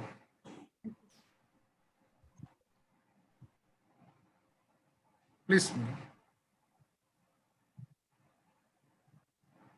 Let us formally wind up the inauguration session, and we invite the delegates to visit to the virtual exhibition hall during this time. And I request all the participants, delegates, and the committee members to join with us in the Zoom link, and the same Zoom link at 1:30 p.m. for the keynote speech, followed by the session tracks. Thank you all for joining with us.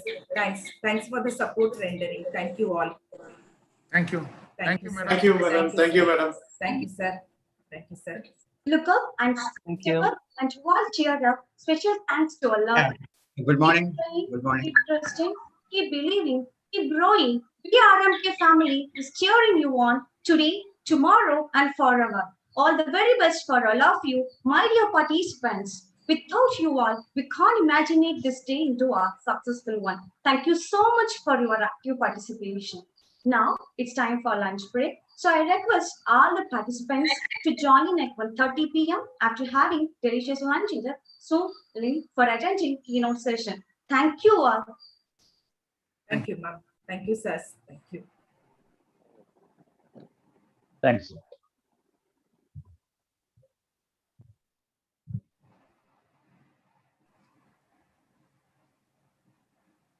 Virtual stall is open all the way from today, this time to tomorrow's entire conference session. We request all the delegates, invited guests to visit to our virtual stalls so that you can have a glance of all the COE activities and the other activities that we are carrying out in our institution. Thank you for joining with us. We will all meet at 1:30 in the same meet. Thank you.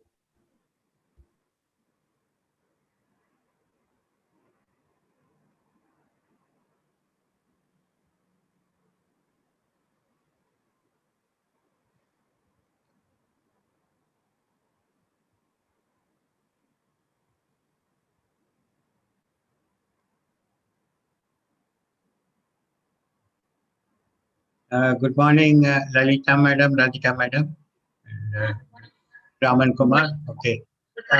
Good morning. It will be like this, that stall will be virtually open. And as and when some visitors come, we can answer this. So this can keep going parallelly. So you may be attending to some other activities. It depends.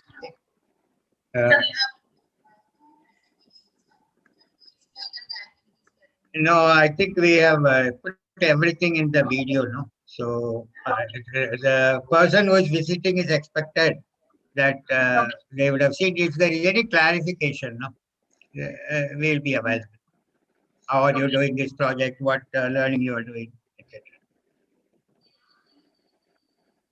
Yeah, otherwise you'll be available. Just if somebody calls, you should be available. Just keep a watch on this. If somebody comes and interacts saying that I visited, so can you tell me this, you can answer. Okay. Oh, who? Yeah. Yeah. Raman Kumar is a, 2020 student, pastor student. He's presenting a paper. Yeah. Okay. How was the video?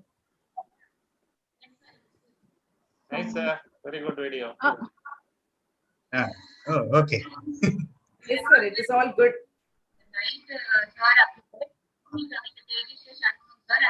Sir, we will close this, wind up this session, sir.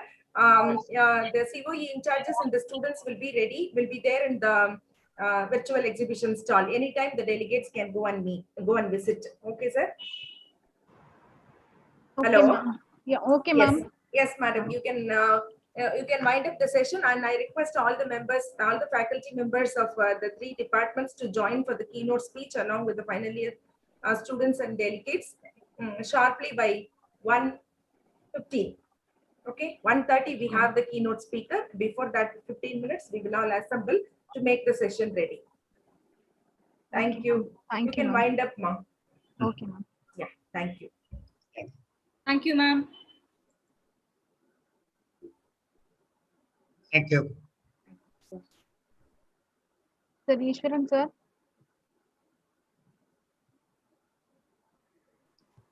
Society's IT Professional magazine. He has vast experience in both academia and industry. He successfully led development of innovative IT projects, provided leadership in research and development, conceived and led several academic programs, and offered consultancy services.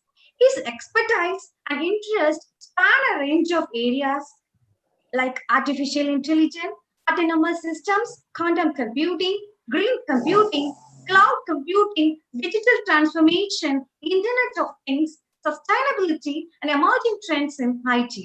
He is editor, co-editor of 12 books, and author of 17 chapters and 17 reports on contemporary topics in IT. His books include Encyclopedia of Cloud Computing and Harnessing Green IT Principles and Practices, both translated into Chinese. He has guest edited 38 journals on a range of topics. He is a distinguished speaker of the ASEAN and distinguished visitor of IEEE Computer Society. He worked as a senior research fellow at the NASA Ames Research Center in California and served as professor of computer science at Southern Cross University in Australia.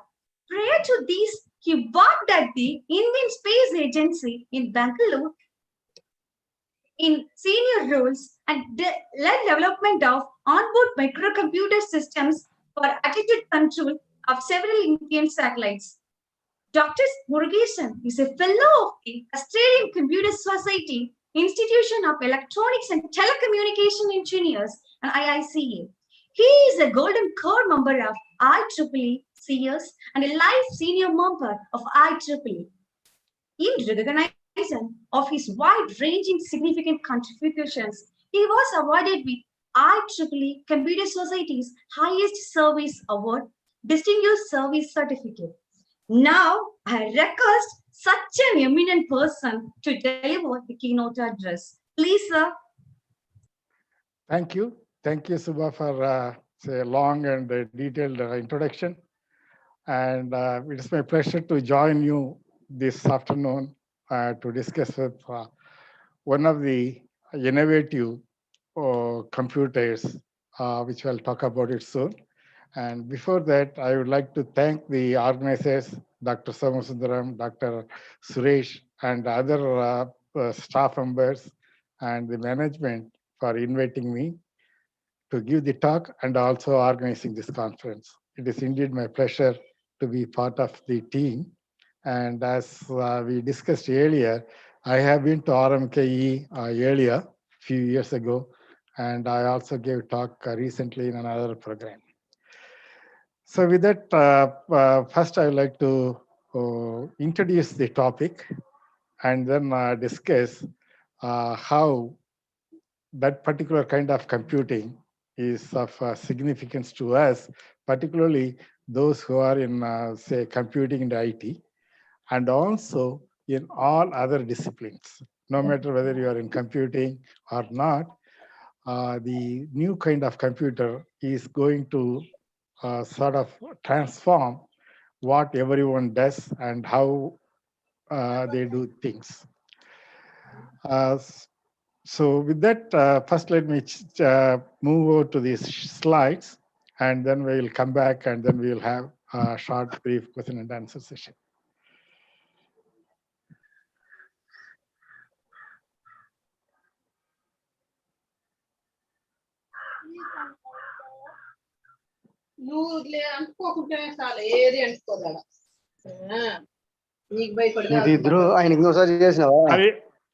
Are you able to see the slides? Yes, sir. Go ahead, sir. Okay. So I'll go into the slide share mode.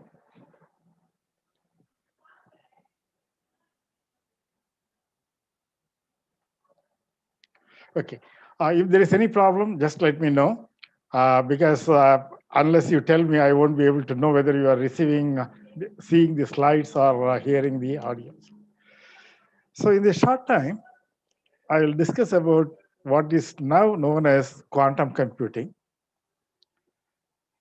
That is by itself is enough material is for one full week course.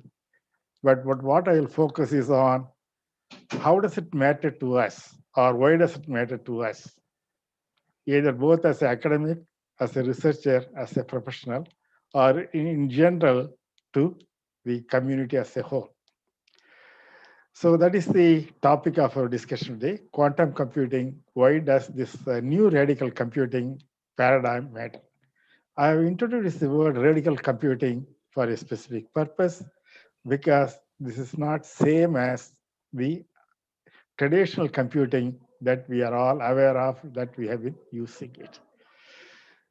So, and then I will make copy of the slides available through your course coordinator, through your program coordinators, as well as on my website. And that's why where I have given the URL, tinyurl.com/san1bio. And I will also share the link later as well. So you don't have to take notes or anything of the sort.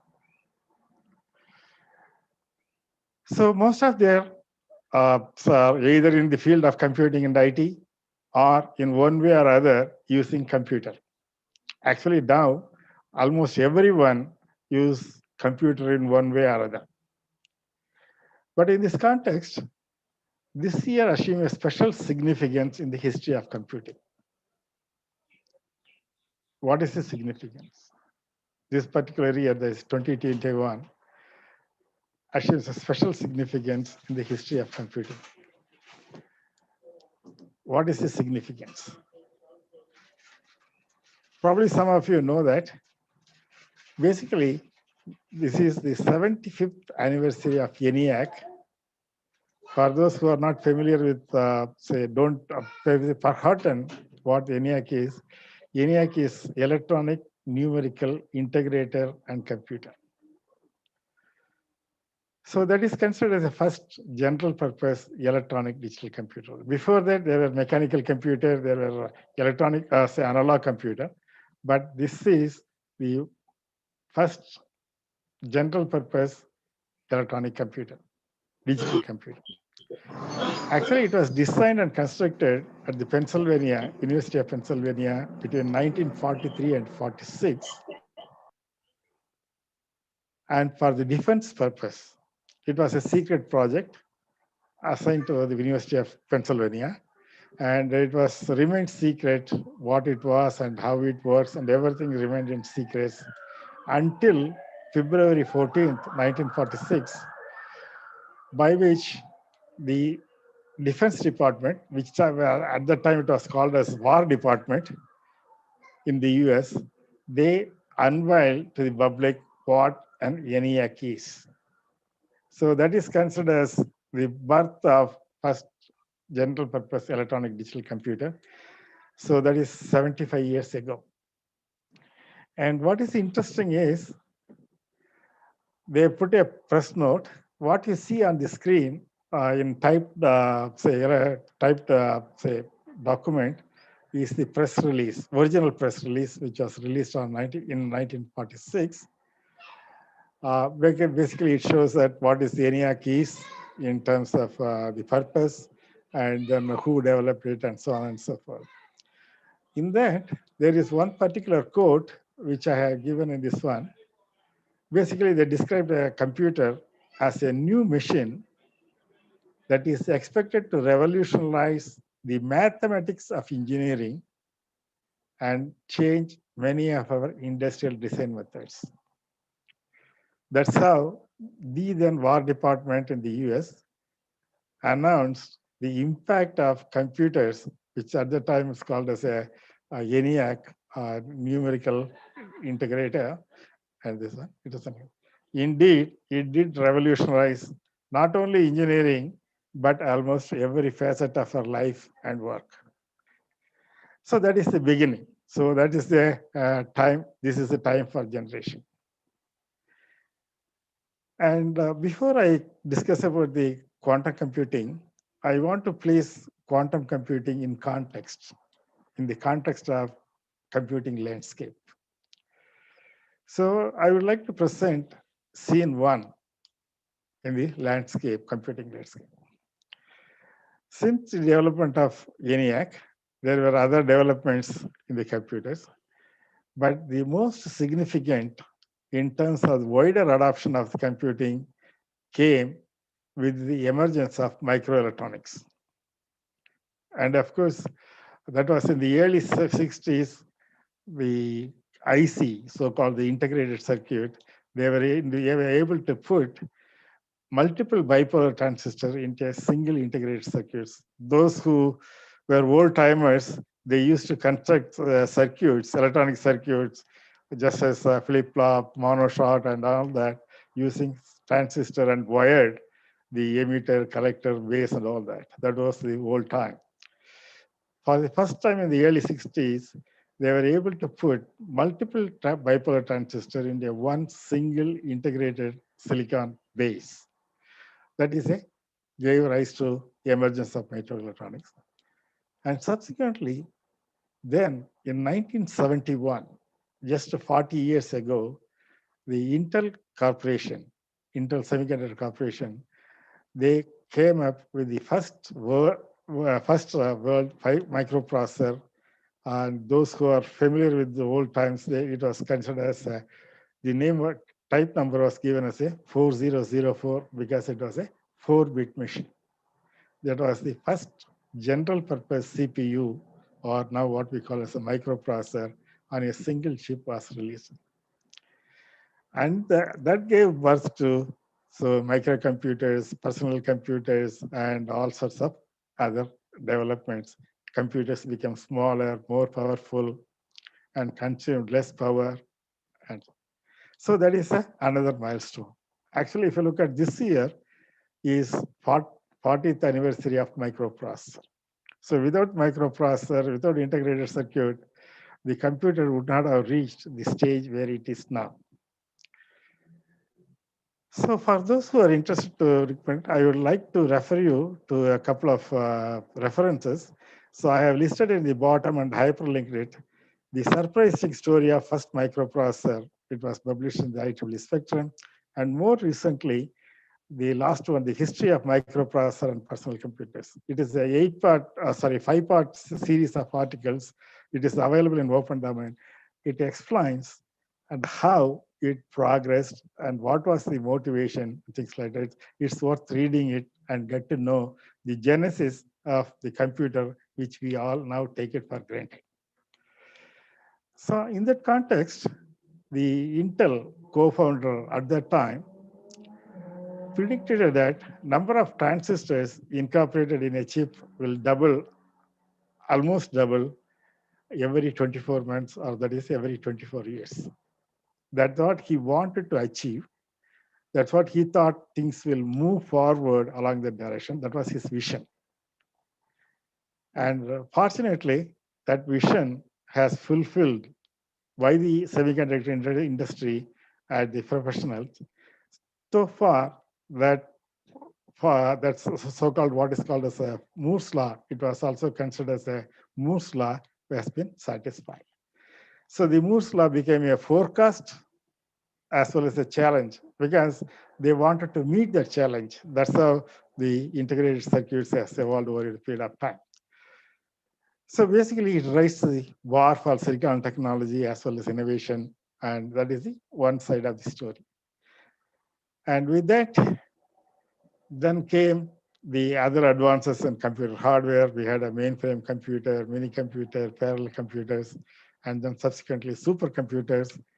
That is one extreme. On the other extreme, we have a wearable computers, meaning that computers that becomes part and parcel of each individual to us smartphone is by itself we can consider as a computer as well. It does a lot of computational tasks. And of course, along with the continuing advances, hardware advances also is not good enough. So there are several advances in software as well, programming languages, software development methodologies, which you call as software engineering. So the combined together, the hardware advances, software advances gave rise to the advances in computing and that adoption in various areas. That is one side of the scene. So far, so good. And computer has been put into all sorts of applications. It has transformed, revolutionized almost every field, including politics, spirituality, and so on. And on the other side, now we are reaching a sort of a barrier or a deadlock. It is no longer possible to package more transistors in a given integrated circuit. So we say that Moore's law is coming to an end. That is one side, no more traditional, say, CPU improvements is possible. And given that, the one question that we all need to ask is that, are current computers good enough for solving all our computational problems? Is it good enough? There have been significant progress. There are supercomputers, there are high performance computers, workstations, and is that good enough to solve all our computational problems? We know that it can solve many of our computational problems, but is it good enough to solve all our computational problems? For many of us, we may think that it's good enough, but there are situations wherein the current computers, even supercomputers, cannot meet the computational needs of some applications. That is the other side of the story. Despite all the advances in computing, there are situations, there are applications that need computational requirements that far exceeds the current capabilities of even advanced computers. So that is the two sides of the story. There have been significant progress, but at the same time, that there are some unmet requirements by the current computer. But we cannot continue to keep advancing the current computer or what is called as a classical computer because we are reaching some sort of a physical barriers, physical limits. Then that raises the question, this is same as what I said, the classical computers are fast and efficient, but they are not good at problems, solving problems which involve what is called as a exponential complexity. I'll discuss that, what are the situations wherein we enter into exponential complexity. So then how do we move forward?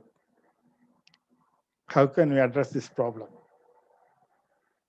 We can't continue to further advance the traditional computer, but at the same time, we have problems that need much better computational facilities.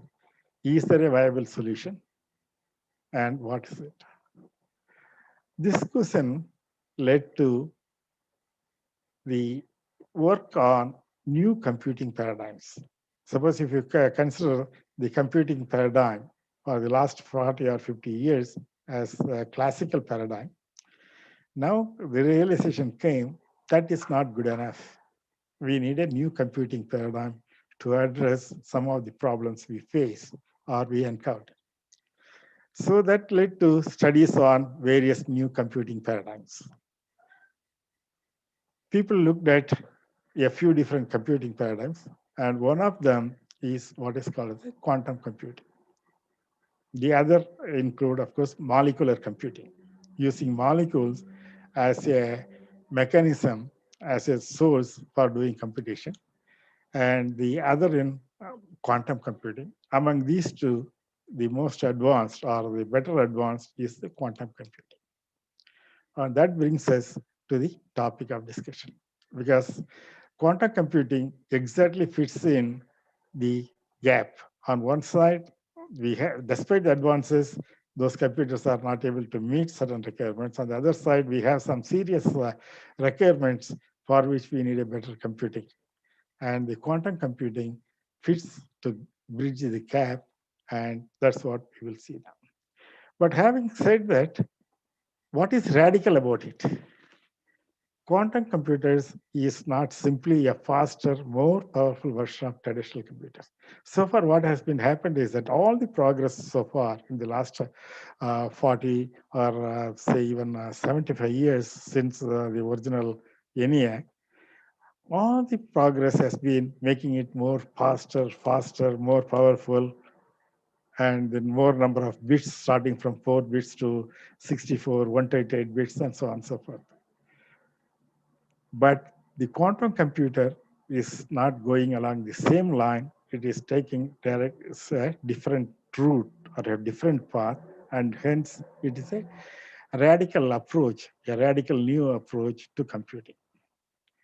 So if you take an example, the way in which the quantum computing work is entirely different, radically different, and hence it is considered as a radically different computing paradigm. If you want to give an example, you take a candle that also gives light and it removes darkness. And you take the electric bulb that also gives light and then say removes the darkness. But the electric bulb is not an advancement of candle. In a similar way, although the quantum computing and the traditional computing can be used to do computation, how it is done or what it does is entirely different. I came across this analogy. I thought that it is more relevant and then more easily we can understand. So now let us look at that. What is quantum computing? And before I do that, I said that there are there are applications for which the current computers are not good enough, and we need say faster computer, and quantum computer is the solution. Just to give an idea, look at this slide, and you can say realize how fast it could go. Say this is a particular problem. A quantum computer is about 150 or 158 million times faster than the world's fastest computer. Much, much faster. And to give you an impact, say take the case of one particular problem. I will highlight it later as well. The Google quantum computer did a calculation is less than 4 minutes what it would have taken a most powerful computer in the world some 10,000 years to do. So such a fast, computing mechanism. Just to give an idea, this is way far faster.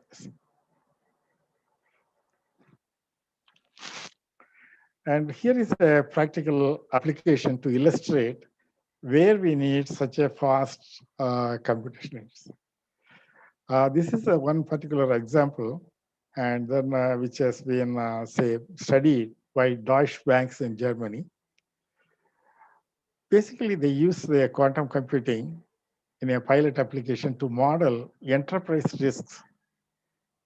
So basically, the Deutsche Banks gives loan, and then they estimate the risks.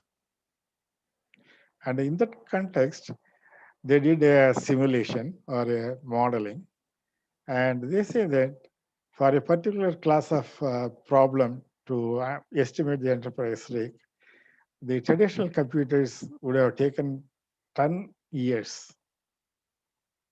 They say that they were able to do it in 30 minutes with quantum computing approach. This is just to give us an idea, the kind of problems which could not be solved. When they say the 10 years, that no one is, it's not practically feasible. Yes. And that could be done in 30 minutes. This is just one such application where the quantum computing can make difference. And hence, there are increased interest in advancing quantum computing and using quantum computing. Okay. You can refer to the reference for further details. Just to say that a computational task that could take, say, 10 years could be done 30 minutes.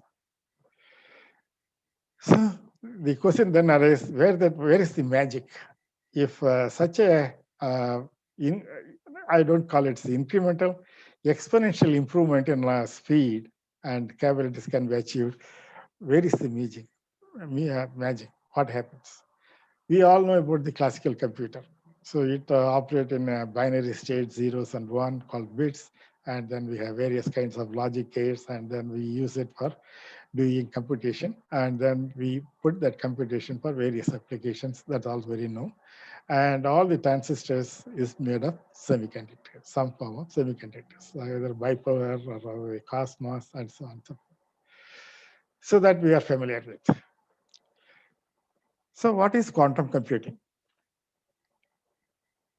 Basically, quantum computing, say simpler statement, you can say it is a form of computing that is based on quantum physics.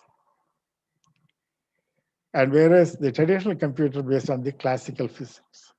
Now in the quantum physics, you go at the subatomic particle level, at minute level. And although the quantum physics and the quantum mechanics is not very recent, it has been known for more than 100 years. The realization that we can make use of the quantum physics or quantum mechanics properties for computation is of relatively recent origin. So you can Google it, the history of quantum computing. It will say that the quantum mechanics phenomena is known much longer before, but the realization that we can use that for the computational purpose came much later. So basically, the quantum computing makes direct use of quantum mechanical phenomena. There are two key phenomena in quantum mechanics.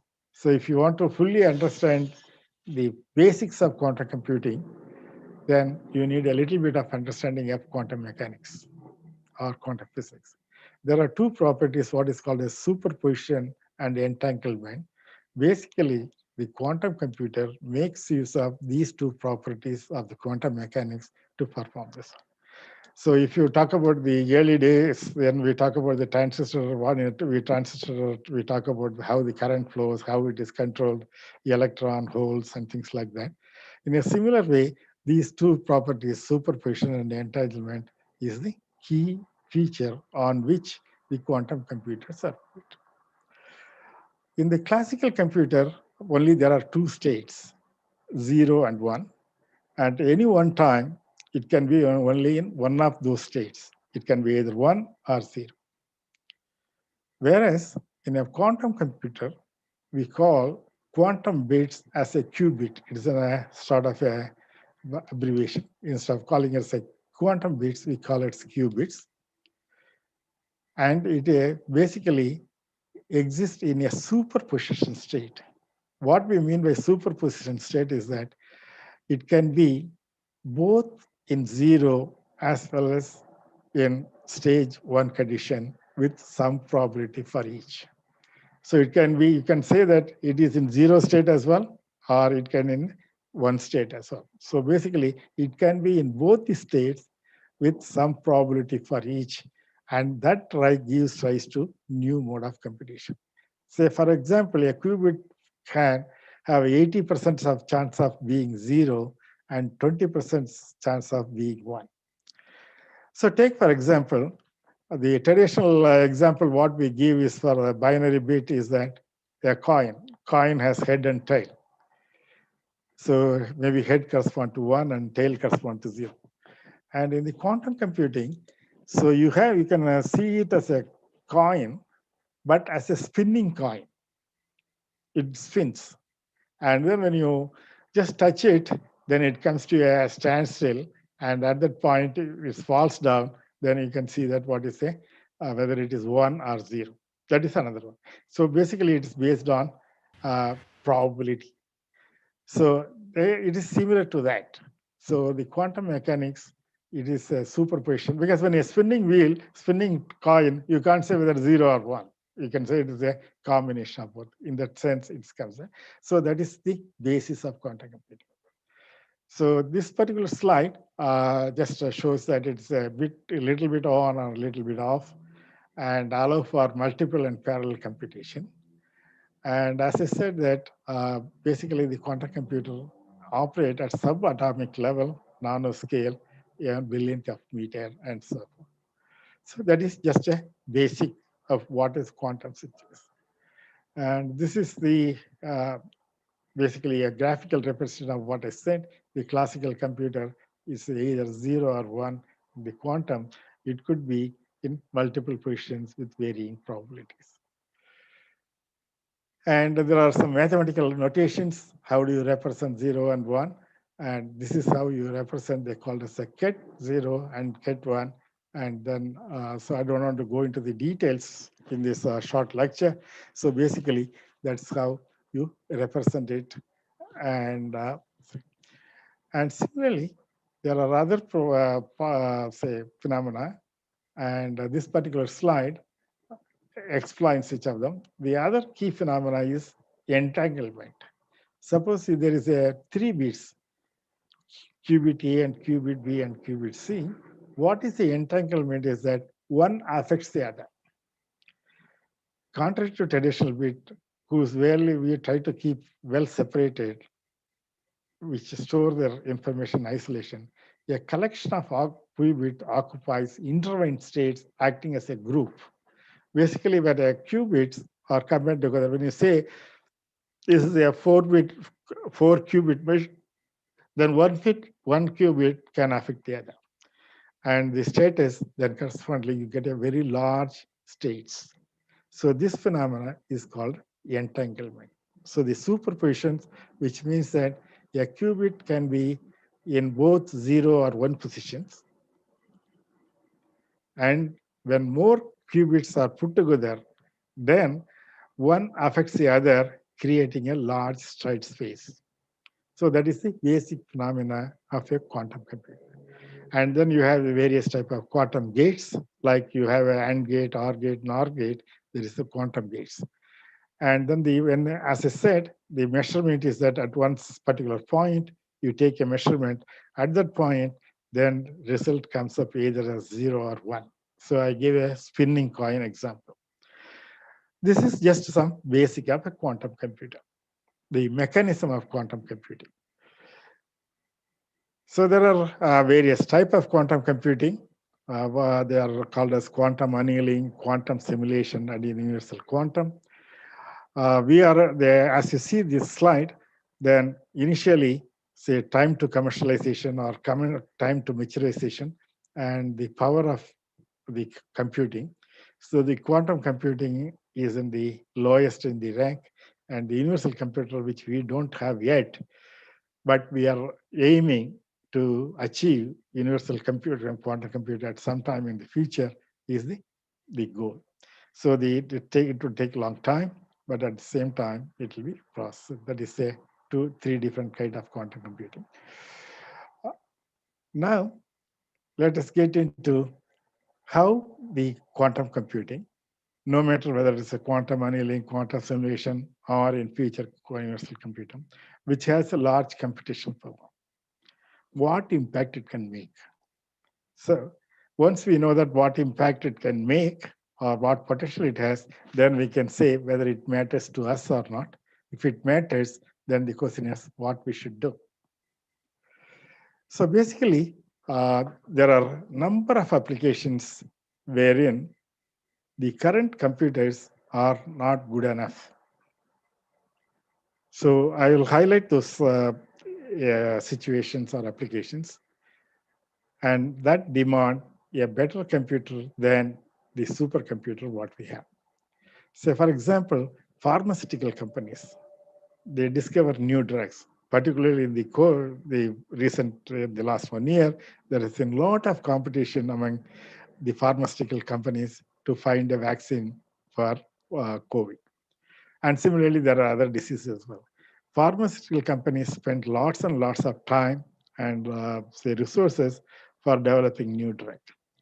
So the quantum computing can accelerate the discovery of new drugs. That is one such an example. Because they simulate, they model it, they see the effect of that. All that could take years, and that could be done, say, in much shorter time. And also, there are a lot of interest in coming up with new materials, new artificial materials for different purposes. So they need to discover new molecular structure. So in coming up with a new molecular structure, and hence new kind of materials, and this is helpful. And I mentioned that the financial companies, they do trading strategies and calculation of risk. I'm not a financial say expert, but they say that the current computers says a limitation, and if a more powerful computer is there, then they could done this kind of risk assessment, and then coming up with a optional say optimal strategies makes it easier. And it's always the transportation. How do you optimize transportation logics has been a major problem. Say the good old traveling salesman problem to what we have now. How do you manage big logistics? And particularly now with the emergence of COVID, and there is a lot of say transportation needs to happen, is it? Because many people go online, there is much more logical optimization need to be done. And also, there are areas wherein there are a lot of analysis need to be done for the government and other things, so that for planning. These are some of the areas where it is impossible to do the level we want to do things with a classical computer. And there are also other areas like airlines say want to optimize store parts. In an airline, for one particular aircraft, one company's one model aircraft, there are millions of spare parts are there that need to be stored, managed, transported, and they need an optimal way of doing it. And distribution center I mentioned there. And also oil and natural companies, how molecules can be configured to protect equipment from corrosion. Suppose if there are, say, oil rigs are there in the sea, they get corroded, and then they are coming up with some other thing. So there are computational problems that cannot be accessed or addressed by classical computers, that they're quantum. And the people have come up with the other terminology called quantum advantaged computational problems. Quantum advantaged computational problem. What does it mean is that the problems that are better solvable by a quantum computer. That's what quantum advantaged computational problems. And what is the kind of problems is this kind of sort of a computational combinatorial optimization problems is one such, and differential equation, linear algebra, factorizing it, which has factorization, which has a lot of importance in computer security, encryption. These are some of the mathematical problems, but the application areas could be many. As I said, that it could be a say drug discovery or a new material development, and so on and so forth. So there are a lot of even in defense, healthcare, and interestingly, quantum computers also has a lot of application in agriculture, because the fertilizer companies, when they want to come up with a new fertilizer or a most effective fertilizer, they need to do a lot of molecular simulation, simulate various molecular structure and see the effect of it. So basically for simulation, and coming up with a new kind of fertilizer, which is more effective and has a minimal impact on the environment. There are a lot of things to be done. And also, this is another area. So like that, there are several areas wherein the quantum computer could be useful, and for which the areas currently we don't have an answer or a solution. So on one side, we have a problem. Other side, there is a potential to address the problem using computer. That's why there is increased interest in advancing and using quantum computer. And hence that matters. Since it matters, both researchers as well as industry, and also more interestingly, even the governments are interested in quantum computing. And many of the nations are now investing money and resources to advance or to develop quantum computers, because it can become a strategic technology. Because the areas I suggested or given are all strategic. And hence quantum computer could become a strategic technology, or a technology weapon, or a strategic technology enabler, whichever way you see it. Hence, there is a lot of interest. So probably in the years to come, the way you use computer, the quantum computer for some of the applications will be different. Hence, it would transform some areas of engineering and science. So with that, then the question is that, can we have access to the quantum computer? The quantum computer is not like a traditional computer. It is quite expensive. Some quantum computers need to be operated near, say, superconducting temperatures. So we are not going to have in RMKEC a quantum computer in any time foreseeable future. But you can have access to quantum computer through what is called as cloud computing. So you can access it on a user basis. That is, you use it, but you don't own it.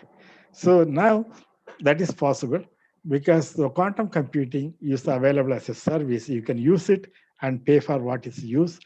And several cloud computing providers like IBM, Amazon, Honeywell, Google, Microsoft, D-Wave, they all offer you the provision to make use of, at least try some of the quantum concept for a given application. So the answer to that is that if you want to get trial and want to get practiced, at least to understand some aspect of quantum computing, it's feasible. So that is the good point. So given that there is a quest for quantum computer, I said that many people are interested in because of its potential and then revolutionary potential. And there has been significant progress, particularly in the last few years. And one of the reasons that why there has been a significant progress that the key players in IT industry are interested in. IBM, Google, Microsoft, Amazon, all of them are heavily invested in this area. And each one of them want to become a leader in this area. So basically it is a very healthy competition is going on. So it has been advanced to some extent, but it is not anywhere near the saturation or maturity. So over the years, it will advance and mature further. So probably at this point, I'll stop in view of the time. And maybe depending upon what the organizer says, we can take one or two questions depending on the time. And I'll hand over the platform to the organizers now. Thank you, sir. Thank you so much for your energetic and informative address, sir. Unity is strength. When there is a teamwork and collaboration, wonderful things can be achieved. There has been a team comprised of ever smiling, now retiring, our beloved head of the departments, with our motivating principle and encouraging management to make this event a grand success. Thank you so much to all of you. Now, I request all the participants to join in their proper track Google Meet link for presentation. Thank you all. We, RMK family, wishing you all for achieving more in the future. All the very best. Thank you all. Madam, The session may be open for some time for question and answer. Question and answer. The participants can come up with your queries to our chief guest. Questions are invited. We'll have to have a healthy discussion forum.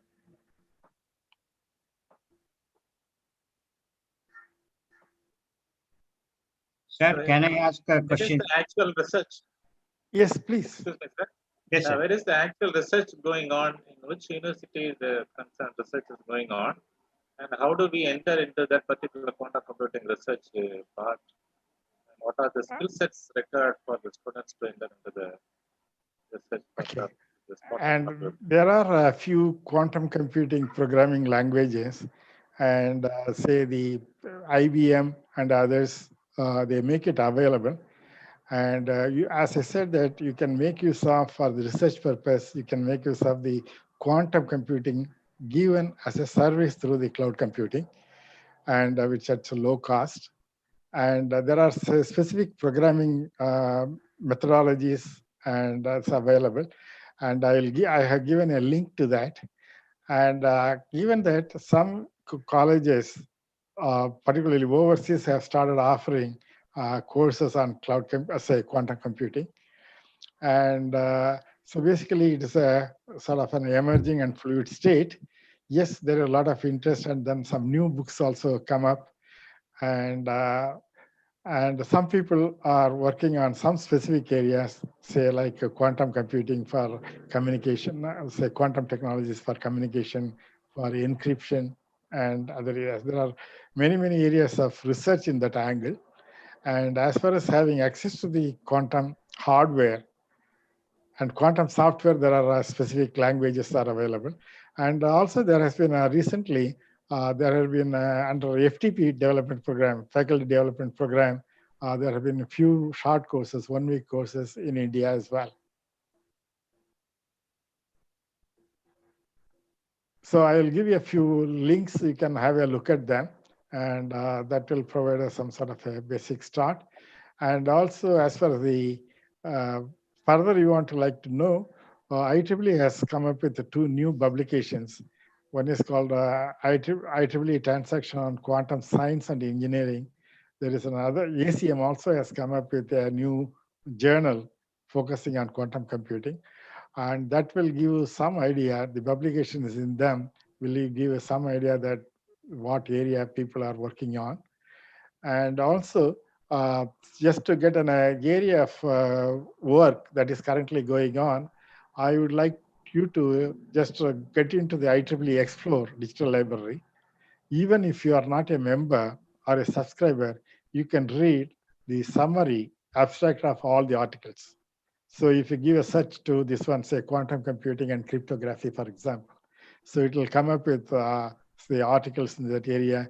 You can read the abstract even if you don't subscribe to that. So basically that way you can get to know what area some of the works are going on. Let's say an approach this. And of course, there are always there Google. Then if you put it this thing, then you can also refers to. There are a few universities overseas has specific centers in this area, and they are working on this one. If you want, I can send you some few links, and they are what they are working on. So it is an active area of research in some places. Sir, you mentioned about IBM, Google, Amazon, and others providing us a service. And for using those service, do we need any special hardware, or classical computers can be used? Yes, you access through a classical computer. Okay, from the regular classical computers, we can access and do the. Yes, basically the cloud computing, basically the resources are somewhere. You use your computer as only a front-end device, access device. In a similar way, through the cloud computer is connected to the quantum computer. So basically you access through your device. In fact, you can also access, say, just for the sake of argument, you can also access through your mobile phone or laptop. So because all that computation done elsewhere, only you are accessing it, feeding the input, trying to simulate certain things and then see that whether it are working or not. That's why one can do work on cloud, say quantum computing, not the hardware related aspect, but the application related aspects from anywhere, anytime, without the heavy investment. But if you want to work on the hardware part of the quantum computing, that's where it's all many $1 million investment that big companies are doing on their own. Okay, thank you, sir. Hope I have answered it. So that is a very encouraging scenario. Yeah. So if you acquire the knowledge and the limitation of the facilities is not going to be the barrier like what used to be in the past. So will quantum takes majorly the cryptographic applications, or is applicable to the different Yes, sorts no, of that's what I said. The quantum computer, it's not a replacement for a classical computer. So quantum bits, will it be equivalent to that No, quantum bits is like that. There are, say, 100 bits, 128 bits, quantum computers are there. The quantum computer is like what we say, conventional computer, say, 16-bit microprocessor, 32-bit processor. This is one way of classifying that. But what the people say is that number of bits alone doesn't really mean anything. Well, it all depends upon how does it work, and then what is the speed in which it can work, what kind of problems it can solve. Same thing applicable to the conventional also. Just because I have 128-bit computer doesn't mean that it's a better. Even 64-bit computer could also do for certain applications better than 128. So that is only just one measure. And so answering to your other question, so basically the classical computers will continue to exist. We will be using classical computers. And there are other applications. Suppose your work involved in finding a new material or a new fertilizer, or say you want to do a risk analysis for a major bank, say for example, State Bank of India, on a one general basis, on a over a wide range of customers, then you need it. So it depends upon the kind of problem one works on. And a researcher, you can take that as an application area and then come up with a solution. That is as far as the research is concerned. As far as the practical application is concerned, it is not for all industries. It is a very, very specialized for satisfying particular niche areas for which we don't have a satisfactory solution now.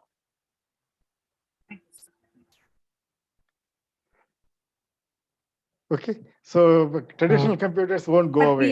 But we are talking about quantum computing researchers and research works. But so far, among the researchers of the academicians, the popularity is not gained much. I feel so, sir. Yes, that's right, because it's an emerging area. Yes, sir. It's a new area, emerging area, and also it's a bit more sort of difficult, I would say, because it really needs a bit of a lot more mathematics than say conventional traditional computer using it. It's a hard area, and also it's a new area as well. Yes, sir. Thank you, sir. Thank you, sir. So it is a very sort of initial stages, and probably many of you may know that ISRO, Indian Space Organization, just a few days ago, they demonstrated the quantum communication over a space about 300 meters, how they can transform, communicate or send information into the space using quantum technologies in a more secure way. So basically, even in India, things are starting to say develop or grow to some extent. That was the first time in India they have demonstrated the quantum technology used for communication. Yeah. Thanks, sir. Thanks for Sir, the I input. have, Thank you, sir. Thank you. Yes, please. yeah, Yeah, sir. Actually, I heard of this term like quantum computing nearly in 2017. Like the Chinese has launched Quest. Chinese Quest has launched a quantum satellite, and it was already there. And that time, quantum communication and those kind of terms are emerging. But I heard like the quantum mechanics has a higher error rate, means because it should be very controlled environment in order to capture the orientations of the quantum level things, and there is a higher error rate within the if there is a communication within the atmosphere. I heard those things like yeah, anything on that, sir? No, you are quite right. Then there is a lot of noise. What you said is right. So what we seen discussed so far is just a glimpse of the positive. This one, but when you look at the challenges in quantum computing, there are a number of challenges. One of the challenges is the noise, which also relate to the errors what you just mentioned. So error management and also error correction during the computation is also some of the key things, and those are the areas or the limitations that is preventing the rapid progress in that area. You are quite right. So those are some of the limitations and the challenges that is facing it. And then some of the quantum hardware have to be kept in very low temperatures. So that also presents a challenge. Yes, you are right. And as far as the communication is concerned, the quantum technology is not only used for computing, it is can be used for communication and secured communication, and also it can be used for sensing. So quantum technology itself is a vast area, and quantum computing is one branch of it. Quantum communication is another one, and quantum sensing is another one. So I think I have answered your question. Yes, these are some of the issues that need to be addressed too. And say Chinese are very heavily investing on quantum computing. And recently, they because I didn't want to go to all that, people call it as quantum supremacy.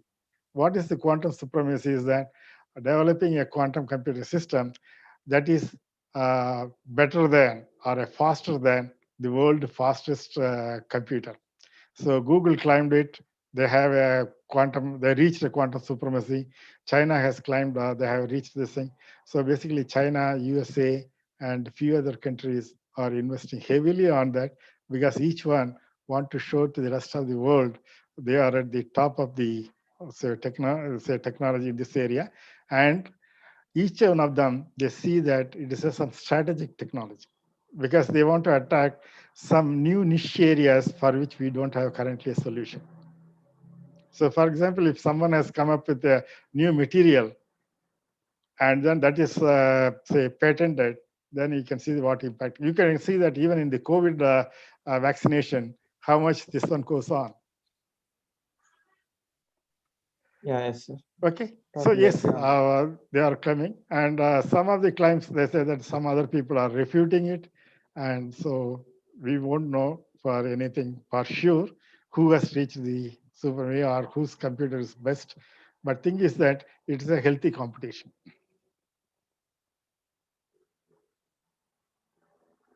Okay. Yeah. Yes, sir. Probably if there's no other question, then we can bring it to a close. Thank you, sir. Thank you so much, sir. Now thank I you. request all the participants to join in their proper track Google Meet link for presentation. Thank you all. We are RMK family. Wishing you all for achieving more in the future. All the very best. Thank you, sir. Thank you. Thank you, sir. Thank you. Thank you to all of you. Thank you, sir. Thank you, And sir. wish you best. So basically, if you are interested in, explore further. So this is only just a sample of to create. Keep in touch with you, sir, for regular updates. Yes. Thank you. Thanks a lot, sir. Thank you. Thanks a lot. Bye. The participants can move on to their respective tracks. Okay, I'll switch off now. Yes, Thank sir. you very Yes, much. sir. Thank you so much, sir.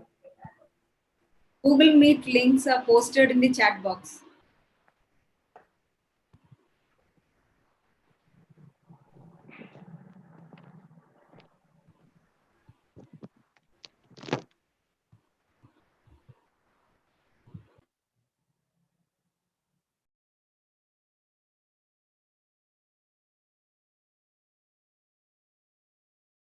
Rita, shall we close this meet? Yes, ma'am. We will end the meet, ma'am. Yeah, you end the meet and I'm joining there in the Google Meet track 3, ma'am. yeah, you are in 3. Myself and Jason sir is going to be there in track 1, and Suresh sir is going to be there in track 2. Okay, ma'am. Thank you, ma'am.